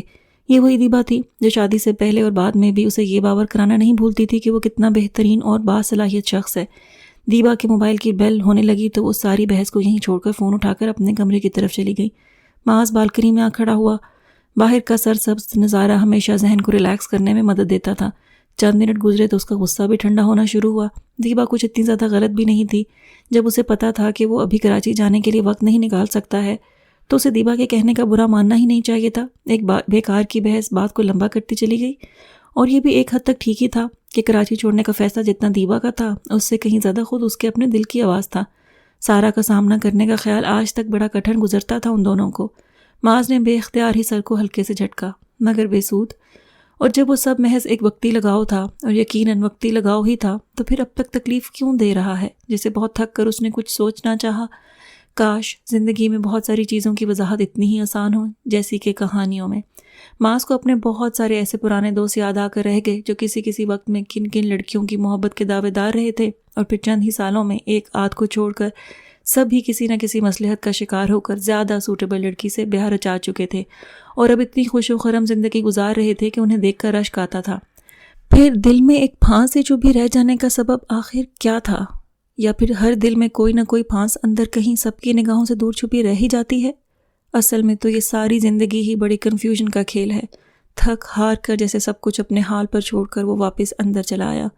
دیبا چائے بنا کر لا رہی تھی، اور اس طرح کی مہربانی وہ فل ٹائم ملازمہ کی موجودگی میں کبھی کبھار ہی کرتی تھی۔ شاید اسے بھی اپنی غلطی کا احساس ہو گیا تھا۔ کراچی جانے کا معاملہ خود بخود ہی ختم ہو گیا، اور نہ ہی ماس نے کوئی ذکر کیا، نہ ہی دیبا نے کوئی رائے پیش کی۔ امی نے کئی بار ماس کو بلانے کے لیے فون کیے، وہ انہیں ٹالتا ہی گیا۔ آپ فکر مت کریں، بس جیسے ہی فرصت ملی اور امی تھک ہار کر خاموش ہو بیٹھیں۔ دیبا ہر بار بڑے اشتیاق سے سارا کی شادی کے بارے میں سوال کرتی۔ آپ پوچھتے تو کہاں ہو رہی ہے شادی، لڑکا کیسا ہے، کیا کرتا ہے؟ ماس بیٹے کو گود میں لے کر نیچے سے کچھ سامان لانے کے لیے جا رہا تھا۔ سارا کی شادی، کتنا عجیب سا لگتا تھا سوچ کر کے بھی کہ سارا کی زندگی میں کوئی اور شخص اب سب سے زیادہ معنی رکھے گا۔ دل میں اٹھتی بے چینی کو چھپاتے ہوئے وہ فریج کی طرف مڑ گیا۔ تھی تو بڑی سخت خود غرضی والی بات، مگر یہ بات کسی پن کی طرح چپتی تھی۔ بچے کو قریب رکھی کرسی پر بٹھا کر وہ فریج سے پانی نکال رہا تھا کہ دیبا نے وہی بات پھر سے دہرائی۔ تم خود کیوں نہیں پوچھ لیتی فون کر کے ساری تفصیل؟ ماز نے پوری کوشش کی تھی کہ اس کے اندر کا چڑچڑاپن ظاہر نہ ہونے پائے، پھر بھی کہیں سے ایک طنز کا سا تاثر مل رہا تھا۔ مجھے کیا ضرورت پڑ رہی ہے کہ بیکار کی معلومات اکٹھی کرتی پھروں؟ حالانکہ وہ یہی کر رہی تھی۔ ماس کو پتا تھا کہ وہ سارا کے گھر کبھی فون نہیں کرے گی۔ اتنے سالوں میں اس نے شاید ایک بار بھی یہ زحمت نہیں اٹھائی تھی۔ وہیں سے ابا کا فون آ جاتا تھا، اور جب سے وہ بیمار ہو کر بستر سے لگے تھے یہ سلسلہ بھی منقطع ہو گیا تھا۔ بیماری میں انسان بہت زیادہ حساس ہو جاتا ہے۔ ابا بھی شاید دیبا کی مستقل رکھائی سے اب بالکل مایوس ہو چکے تھے۔ چلو خیر، سارا کے لیے کوئی بھولا بھٹکا رشتہ آیا تو صحیح، جیسا بھی ہوگا غنیمت ہے۔ اچھی خاصی عمر ہو گئی ہے سارا کی، حالانکہ وہ خود اس سے کچھ بڑی ہی تھی، مگر لہجے میں بڑا بے نیازی بھرا فخر جھلکتا تھا۔ ماس کوئی تبصرہ کیے بغیر بچے کو اٹھا کر باہر نکل گیا۔ دیبا کی کتاب کی رونمائی کی تقریب توقع سے زیادہ کامیاب رہی۔ دوسرے شہروں سے آنے والے سینئر ادیب اور نقاد وہی چند مخصوص چہرے تھے جن کے پہلے سے قائم ہوئے گروپ میں اب دیبا نے بھی اپنی جگہ بنا لی تھی۔ تقریب کے انتظامات بھرپور تھے، اور مہمانوں کو اسلام آباد کے خاموش ماحول میں ایک خوبصورت ادبی شام دماء بھرپور تواضع کے ساتھ حاصل ہوئی۔ چند سینئرز کو دیبا کی طرف سے حد درجہ انکساری اور سعادت مندی کے ساتھ تحائف بھی نظر کیے گئے۔ ہماری خوش قسمتی ہے کہ ہماری رہنمائی کے لیے ہمارے سروں پر بزرگوں کا سایہ ہے، اور با ادب با نصیب والی کہاوت محض ایک کہاوت نہیں، یہ ایک ایسا میٹھا سچ ہے جو کہ دیبا کی تشکر اور انکسار میں ڈوبی آواز سارے میں گونج رہی تھی۔ لوگ متاثر ہو کر بار بار بے ساختہ تالیاں بجا رہے تھے۔ دیبا کو جب بھی رکنا پڑتا ہاتھ میں تھامے ٹیشو سے آنکھوں میں آئے تشکر کے آنسو خشک کیے جاتی۔ مہمانوں کے متاثر ہونے کا گراف مزید اوپر جانے لگتا۔ جو کچھ جیسا نظر آتا ہے اس کو ویسے کا ویسا ہی قبول کر لینا کتنا بھلا، کتنا آرام دہ سا لگتا ہے۔ لفظوں اور رویوں کے پیچھے چھپی منافقت کو تلاشنے کی کسی کو بھی نہ ضرورت ہے اور نہ فرصت۔ پھر سب کو رہنا بھی اسی معاشرے میں ہے جہاں اچھا ہونے سے زیادہ اچھا دکھائی دینا زیادہ معنی رکھتا ہے۔ پھر بھی نہ جانے کیسے یہ افواہ اٹھتی اٹھتی سے سنائی دینے لگی تھی کہ دیبا کی شاعری خود کی اپنی نہیں بلکہ وہ کسی اور کا کلام اپنے نام سے چھپواتی ہے۔ ایک دل جلے نقاد نے تو ایک مضمون بعنوان گمنام شاعروں کے بدنصیبی ایک معروف ادبی پرچے میں لکھتے ہوئے باقاعدہ دیبا کے نام کے ساتھ پنڈی کے غیر معروف شاعر کا نام جوڑ بھی ڈالا، مگر اس سے کوئی ایسا خاص فرق نہیں پڑنے والا تھا۔ یہاں اس سے بھی بہت زیادہ ہوتا ہے اور ہوتا ہی رہے گا۔ کتاب کی دوسری تنقید کا انعقاد کراچی میں ہونا ٹھہرا۔ نہ جانے کتنی مدت بعد وہ دونوں ایک ساتھ کراچی آئے تھے، وہ بھی پورے ہفتے بھر کے لیے۔ گھر میں امی اور دونوں بہنیں تھیں اور وہی مخصوص بند ماحول جو پہلے تھا، بس ایک خاموشی تھی جو پہلے سے زیادہ بڑھی ہوئی محسوس ہوتی تھی۔ اس خاموش بورنگ ماحول میں ان لوگوں کی آمد یقیناً ایک بے حد خوشگوار تبدیلی لگنا چاہیے تھی، مگر ایسا کچھ بھی نہ ہو سکا۔ بہنیں خاموشی سے ناشتہ تیار کر کے میز پر رکھ دیتیں۔ اگر جو دیبا اور ماس کو گھر پر کھانا کھانا ہوتا تو کھا لیتے، ورنہ یہ ساری ڈشز واپس کچن اور پھر فریج میں منتقل ہو جاتیں۔ اماں زیادہ تر اپنے کمرے میں ہی رہتی تھیں اور دونوں لڑکیاں یا تو کچن میں مصروف رہتی یا پھر خاموشی سے ٹی وی کے آگے بیٹھی رہتیں۔ ماس کو ایک دو دن میں ہی گھبراہٹ ہونا شروع ہو گئی تھی۔ چلو سی سائڈ کا پروگرام رکھتے ہیں، آپ لوگ ہوئے، ہمارا تو کوئی موڈ نہیں ہے۔ جواب ملا۔ KFC، پیزا ہٹ، میلہ، لال قلعہ، ولیج اور شہر میں بلا مبالغہ درجنوں ایسے فوڈ پوائنٹ ہیں جہاں کوئی روز بھی لے جانے کی آفر کرے تو ہر ایک ہی دوڑا ہوا جائے، مگر ان لوگوں کو کوئی ایک آئیڈیا بھی نہیں بھاتا۔ آپ لوگ ہوئے، ہمیں تو سچی بات ہے کہ عادت ہی نہیں ہے۔ اس روز بھی ایسے ہی کسی پروگرام کے حوالے سے روبینہ اور رانا میں سے کسی نے بڑی دکھائی سے کہا تھا تو دیبا کو کچھ برا سا لگا۔ عادت تو ڈالنی چاہیے، اتنے بڑے شہر میں تم لوگ رہتی ہو، یہاں تو انسان خود بخود ہی، اتنے بڑے شہر میں ہم 3 عورتیں تنہا زندگی بسر کر رہے ہیں بنا کسی مرد کے سہارے کے۔ روزمرہ کی ضروریات کے لیے ہی 10 بار نکلنا پڑتا ہے گھر سے، پھر نوجوان لڑکیوں کو اکیلے تفریح کے لیے تو نہیں بھیج سکتی ہوں میں۔ تلخی، بے بسی، جھنجھلاہٹ ماز نے ایک خاموش نگاہ ان پر ڈالی۔ امی بے حد بدل چکی تھیں، ان کا وہ غصہ، اپنی بات منوانے کی عادت اور وہ ہلکا ہلکا سا غرور اب کچھ بھی نہیں رہا تھا، سب کچھ بدل سا گیا تھا۔ جب کبھی زین، سومی اور سارا آتے ہیں یا ہمارا وہاں جانا ہوتا ہے تو پھر یہ لوگ مل کر کہیں گھوم پھر آتے ہیں، امی کہہ رہی تھیں۔ ماز نے بے چین سا ہو کر پہلو بدلا۔ کراچی آنے کے بعد سے یہ ممکن ہی نہیں رہا تھا کہ بار بار سارا کا نام نہ سنائی دے۔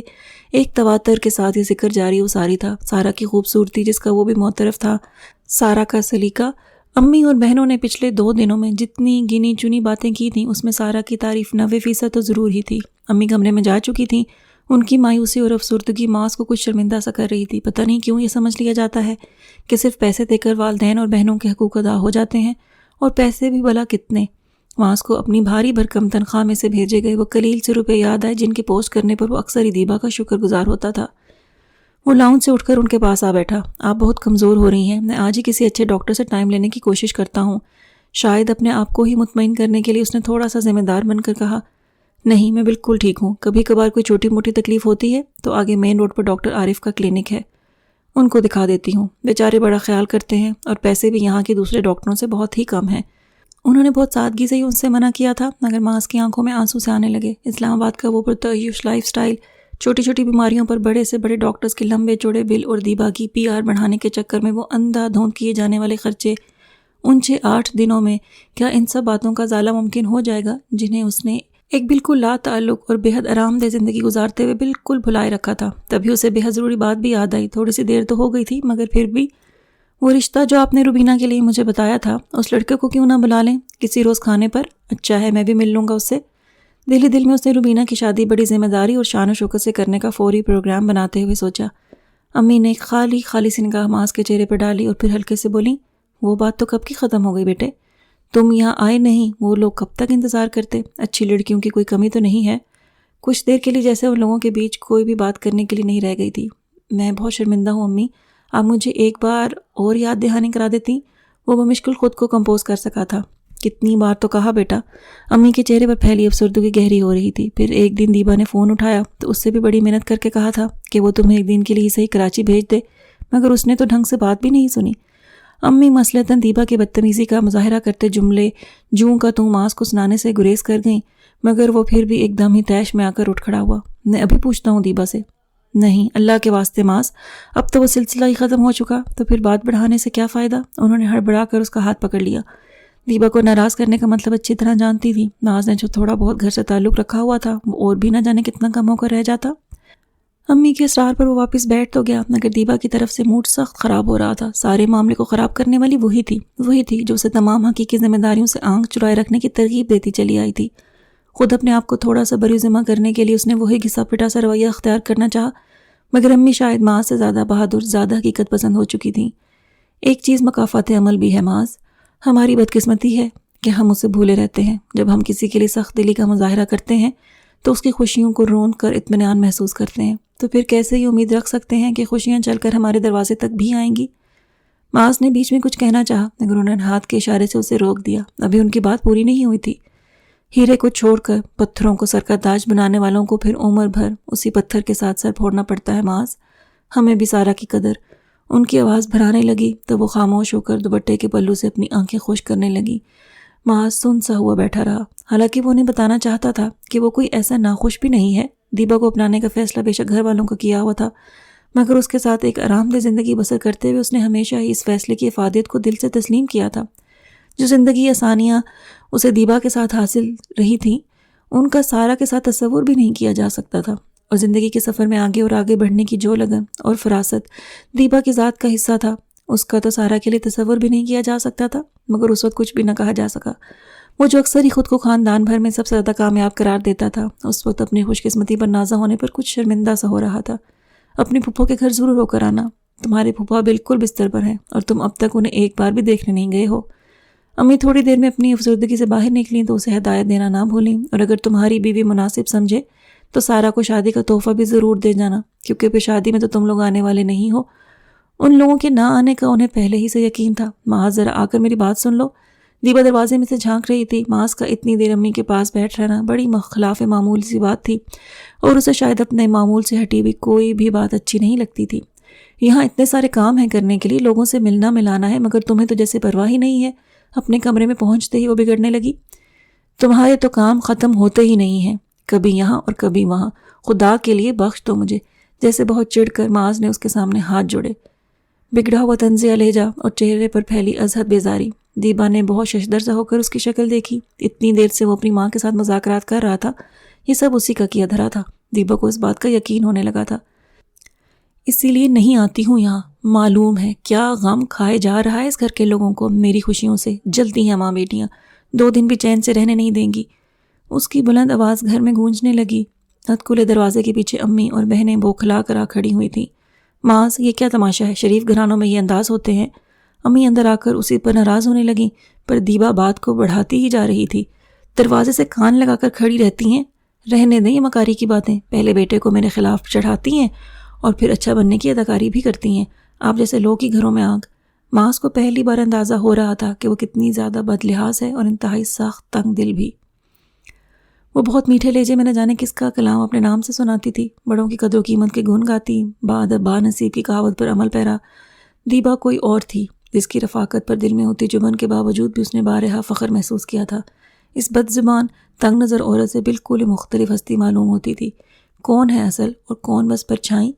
دیبا کی بد زبانی اور پھر زیادہ بڑھتی جا رہی تھی۔ معاذ کا شاید اس پر ہاتھ اٹھ جاتا، مگر امی زبردستی اسے کمرے سے باہر لے گئیں۔ پاگل ہو گیا کیا؟ اسے تو ہوش نہیں ہے، مگر تو بھی معاذ؟ امی رونے لگی۔ اس قسم کے تماشے ان کے کمزور اعصاب کے لیے کڑی آزمائش تھے۔ تم لوگ وہیں ٹھیک ہو اسلام آباد میں؟ میری توبہ جو آئندہ تمہیں کبھی یہاں آنے کے لیے بھی کہوں۔ آخر کو تو خدا ہے ہمارے ساتھ، اس نے تو اکیلا نہیں چھوڑ دیا ہے ہمیں۔ دونوں بہنیں بھی ناراض سی دائیں بائیں آ بیٹھی تھیں۔ آپ انہیں لے کر کل ہی واپس چلے جائیں معاذ بھائی، امی کا بلڈ پریشر ویسے ہی ہائی رہتا ہے، ان کی طبیعت خراب ہو گئی تو سنبھالنا مشکل ہو جائے گا، اور پھر آپ تو یہاں سے چلے جائیں گے، مگر ہمیں تو یہیں رہنا ہے۔ یہ اس طرح کے جاہلانہ ہنگامے کھڑے کریں گے تو پاس پڑوس میں ہماری کیا عزت رہ جائے گی، یہ بھی سوچ لیں۔ معاذ چپ چاپ ایک ایک کی شکل دیکھے گیا۔ کسی کو بھی اس سے ہمدردی نہیں تھی، بلکہ در حقیقت وہ سب اسے ہی اس صورتحال کا ذمہ دار سمجھ رہی تھی، اور کسی حد تک یہ بات تھی بھی درست۔ اس سے ایک بیوی سنبھالی ہی نہیں گئی تھی، یا وہ اپنے ساتھ لائی دولت کے بل پر اتنی طاقتور تھی کہ کسی کو بھی ذرا برابر رائے دینے کی قائل نہیں تھی۔ اور سچائی تو یہی تھی، نہ وہ بری الزمہ تھا اور نہ گھر والے۔ دیبا کے پیسے سے لی گئی سہولتوں سے فیض اٹھاتے ہوئے اس نے بارہا اس کی ناگوار محسوس ہوتی باتوں سے چشم پوشی کی تھی۔ خود کو بہت سمجھدار اور کامیاب شخص جانا چاہا تھا، جس کی کامیابی 100 نہیں تو 90% تو ضرور ہی ایک صحیح فیصلے کی مرہون منت تھی۔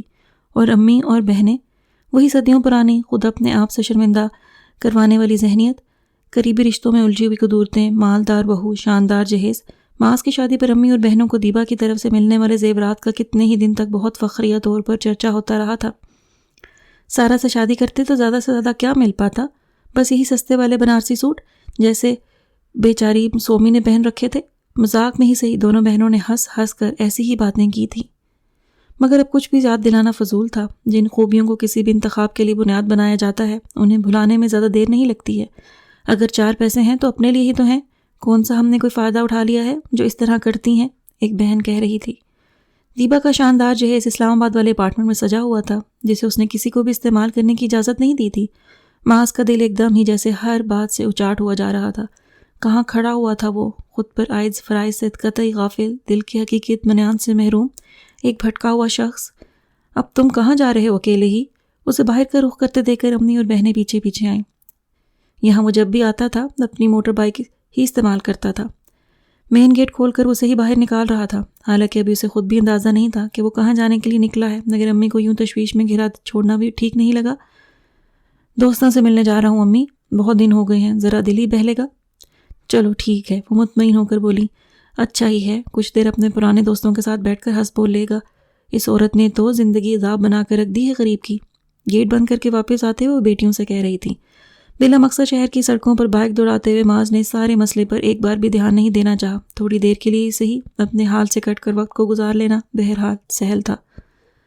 ساری زندگی اس شہر میں گزار لینے کے بعد اب وہ اسے بدلا بدلا سا لگنے لگا تھا۔ جب بھی آتا کچھ نہ کچھ تبدیلی محسوس ہوتی۔ ارد گرد کی عمارتیں، شاپنگ سینٹر، سڑکیں اور ان پر لگنے والے ہورڈنگز کا ایک نہ رکنے والا سلسلہ۔ بہت سی مخصوص نشانیاں اب نہیں رہی تھیں۔ کبھی کہیں جاتے ہوئے اسے خود بھی چند لمحوں کے لیے ٹھٹکنا پڑتا تھا، پر اس وقت جیسے وہی سارے راستے مانوس راستے تھے، بہت اپنائیت سے خیر مقدم کرتے ہوئے محسوس ہو رہے تھے۔ زن زن کرتے ہوئے کئی منظر پاس سے گزرے۔ سامنے والا گھر سارا کا تھا۔ اسے ذرا بھی حیرت نہیں ہوئی۔ بہت اطمینان سے اپنی بائک کو لاک کر کے وہ گیٹ پر آ کھڑا ہوا۔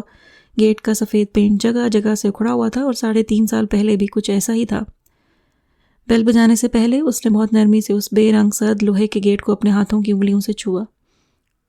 کال بیل سے اوپر دیوار پر کسی انمٹ سیاہی سے زین نے گھر کا نمبر ڈال رکھا تھا۔ ایک گہری سانس لیتے ہوئے بے ساختہ ہی مسکرا دیا۔ سب کچھ بہت اپنا اپنا سا تھا، ہمیشہ سے ہی۔ کال بیل پر ہاتھ رکھتے ہوئے اس نے خود کو جیسے آنے والے لمحوں کے لیے تیار کیا۔ دروازہ سومی نے کھولا تھا اور وہ خود اپنی آنکھوں پر یقین نہیں کر پا رہی تھی۔ ہائے سچ معاذ بھائی، آپ تو بہت ہی بے وفا نکلے۔ ہم سب تو کتنا آپ کو یاد کرتے ہیں، مگر آپ تو ایسے مگن ہوئے اسلام آباد جا کر کہ بھول ہی گئے ہم سب کو۔ جب اماں اسے گلے لگا کر اپنے آنسو صاف کر رہی تھیں تب تک وہ مستقل ہی بولے گئی۔ لگتا ہے دیبا باجی نے پورا کنٹرول کر لیا ہے آپ پر، ان کی اجازت نہیں ہے نا؟ اسے ابھی تک بنا سوچے سمجھے بولنے کی عادت تھی۔ اماں ناراض ہونے لگیں۔ بہت بدتمیزی ہوتی جا رہی ہے، بڑا بھائی ہے، اس طرح کی بات کی جاتی ہے بھائیوں سے؟ ارے کچھ نہیں پھپھو، ٹھیک ہی تو کہہ رہی ہے۔ معاذ ہنسنے لگا۔ اسے سومی کا اس طرح کہنا اچھا لگ رہا تھا۔ دل پر بڑا بوجھ شاید اسی طرح تھوڑا سا کم ہوتا۔ برآمدے کی ساری چکیں اٹھی ہوئی تھیں اور وقفے وقفے سے ٹھنڈی ہوا کا جھونکا اندر تک چلا آتا۔ سامنے کے رخ پر بنے سارے کمروں کے دروازے کھڑکیاں کھلے تھے۔ معاذ کی نگاہ بار بار کھولے ہوئے دروازوں کے اندر تک جہاں تک جا سکتی تھی جاتی اور پھر پلٹ آتی۔ تمہارے پھپھا کو دکھانے کے لیے لے کر گئے ہیں؟ سارا اور زین ہر 10-15 دن میں بلاتے ہیں ڈاکٹر، کہتے ہیں علاج لمبا ہے۔ اماں نے گھر میں پھیلے سناٹے کی وجہ بتا دی۔ ناز کو وہ بڑی مایوس سی لگ رہی تھیں۔ ضعیفی کا دور ہے اب، تمہارے پھپھا تو ویسے بھی بہت کمزور ہو گئے ہیں، ایسے میں مکمل صحت مندی کی طرف آنا تو بہت ہی محال ہے، پر خدا بہت بڑا ہے۔ دیکھو، معاذ اپنا بازو ان کے کندھے پر رکھتے ہوئے انہیں تسلی دینے لگا۔ اصل میں تو اسے شرمندگی بھی بے حد ہو رہی تھی اور اب شرمندگی ہی اس کے حصے میں باقی رہ گئی تھی۔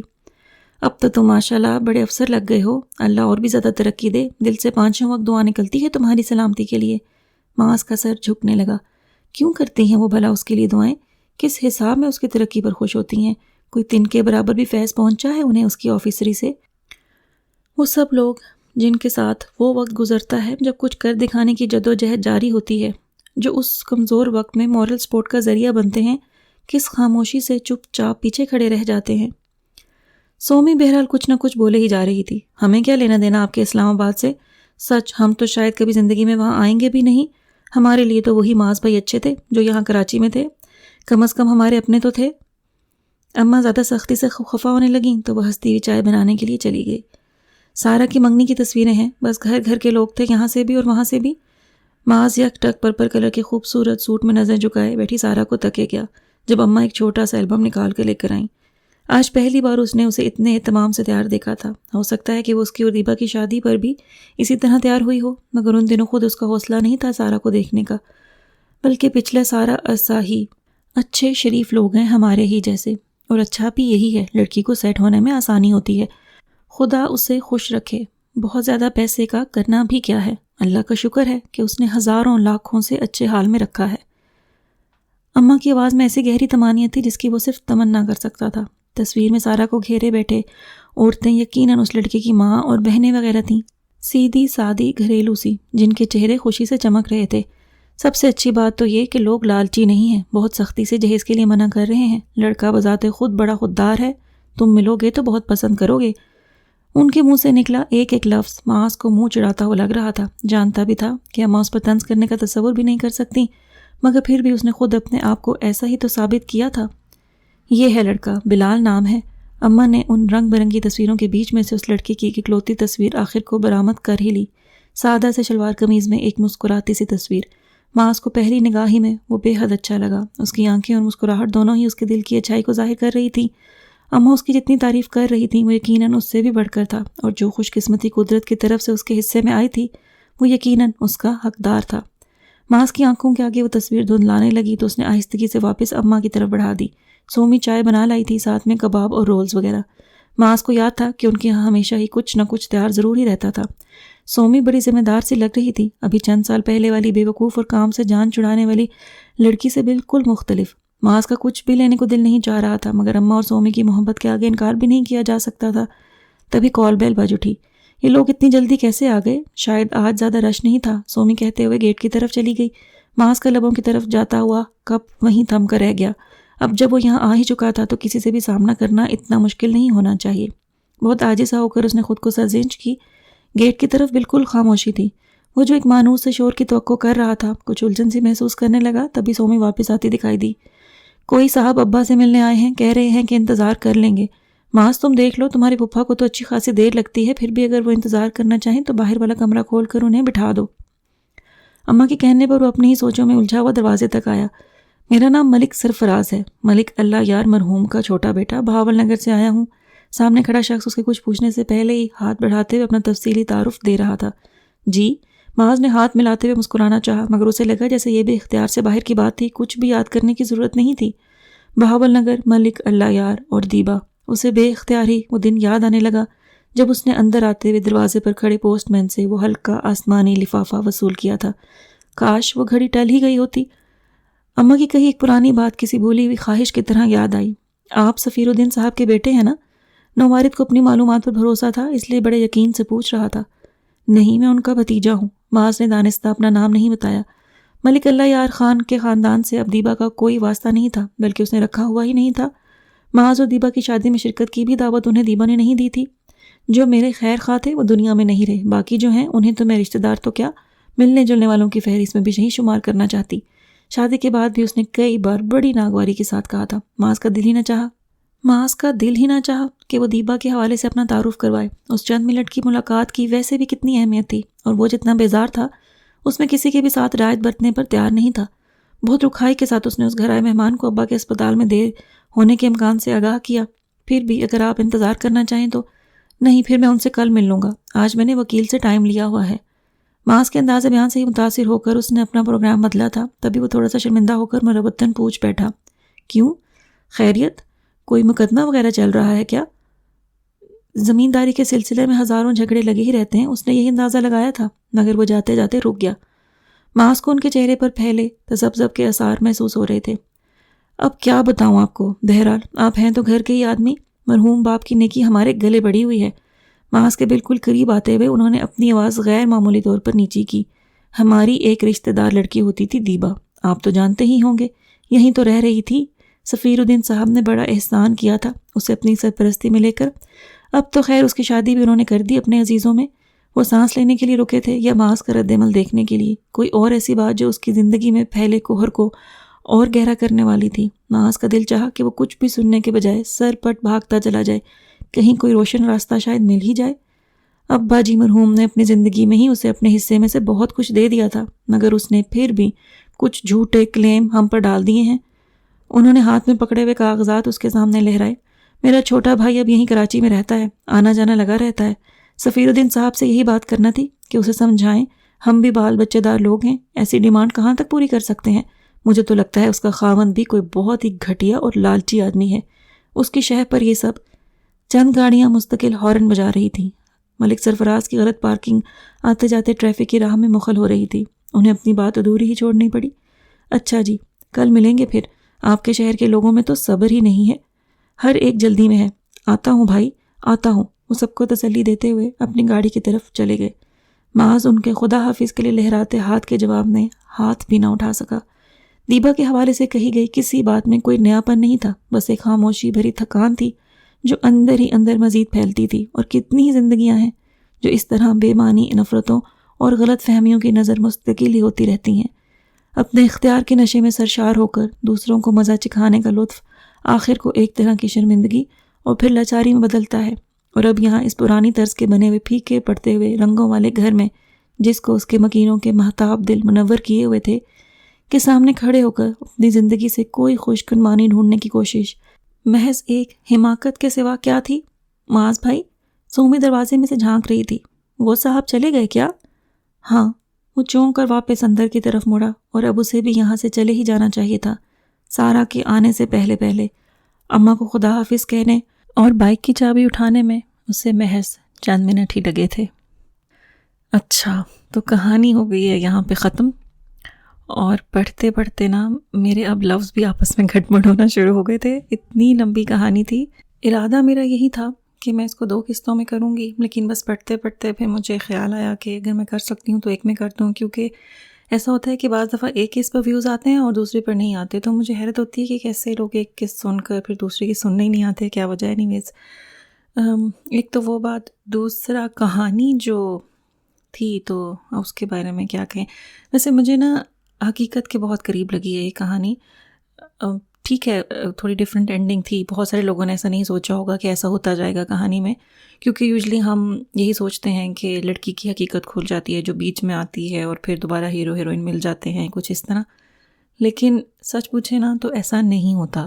حقیقت میں جو یہ کہانی تھی نا ویسا ہی ہوتا ہے۔ ہمارے بڑے کچھ غلط فیصلے کر رہے ہوں یا ہم سے خود ہو رہے ہوں، جب وہ ایک دفعہ ہو جاتے ہیں نا تو ضروری نہیں کہ شادی سے پہلے، منگنی کے دوران یا اس وقفے میں ہی اگلے کی حقیقت کھل بھی جائے۔ ایسا نہیں ہوتا، ایسا بہت کم ہوتا ہے۔ اور جب پھر ایک دفعہ شادی ہو جاتی ہے نا تو پھر آپ کو نبھانی پڑتی ہے، اور بعض دفعہ تو آپ خود بھی اپنے آپ کو دھوکہ دے کے اس میں رہ رہے ہوتے ہیں کہ ہاں یہی اچھا ہے اور یہی ہمارے ساتھ اچھا ہو گیا ہے، جیسا کہ معاذ تھا۔ مطلب اپنے دل کو یہی تسلی دیتا رہا کہ یہ میرے ساتھ اچھا ہوا، یہ بہترین ہوا۔ اس کے فلاز بھی اس کو نظر نہیں آئے، اس کی شخصیت میں کس قدر جو تھا وہ نیگیٹیوٹی تھی وہ بھی اس کو نظر نہیں آیا، تو جب آتا بھی تھا تو بھی اس کو وہ اگنور کرتا چلا جاتا تھا۔ تو یہ سب جو ہے نا یہ کافی حقیقت کے قریب تر تھا۔ تو بہرحال آگے ہی بہت لمبی کہانی ہو چکی ہے، تو آپ سے اب اجازت چاہتے ہوں۔ اگر آپ نے چینل ابھی تک سبسکرائب نہیں کیا تو اللہ جانے کیوں نہیں کیا، کر لیجئے، اور اگر کہانی پسند آئے تو لائک کریں، کمنٹ کریں، بیل آئیکن کا بٹن دبا دیں تاکہ آپ کو تمام نیو اپڈیٹس ملتی رہیں۔ اپنا بہت خیال رکھیے گا۔ اللہ حافظ۔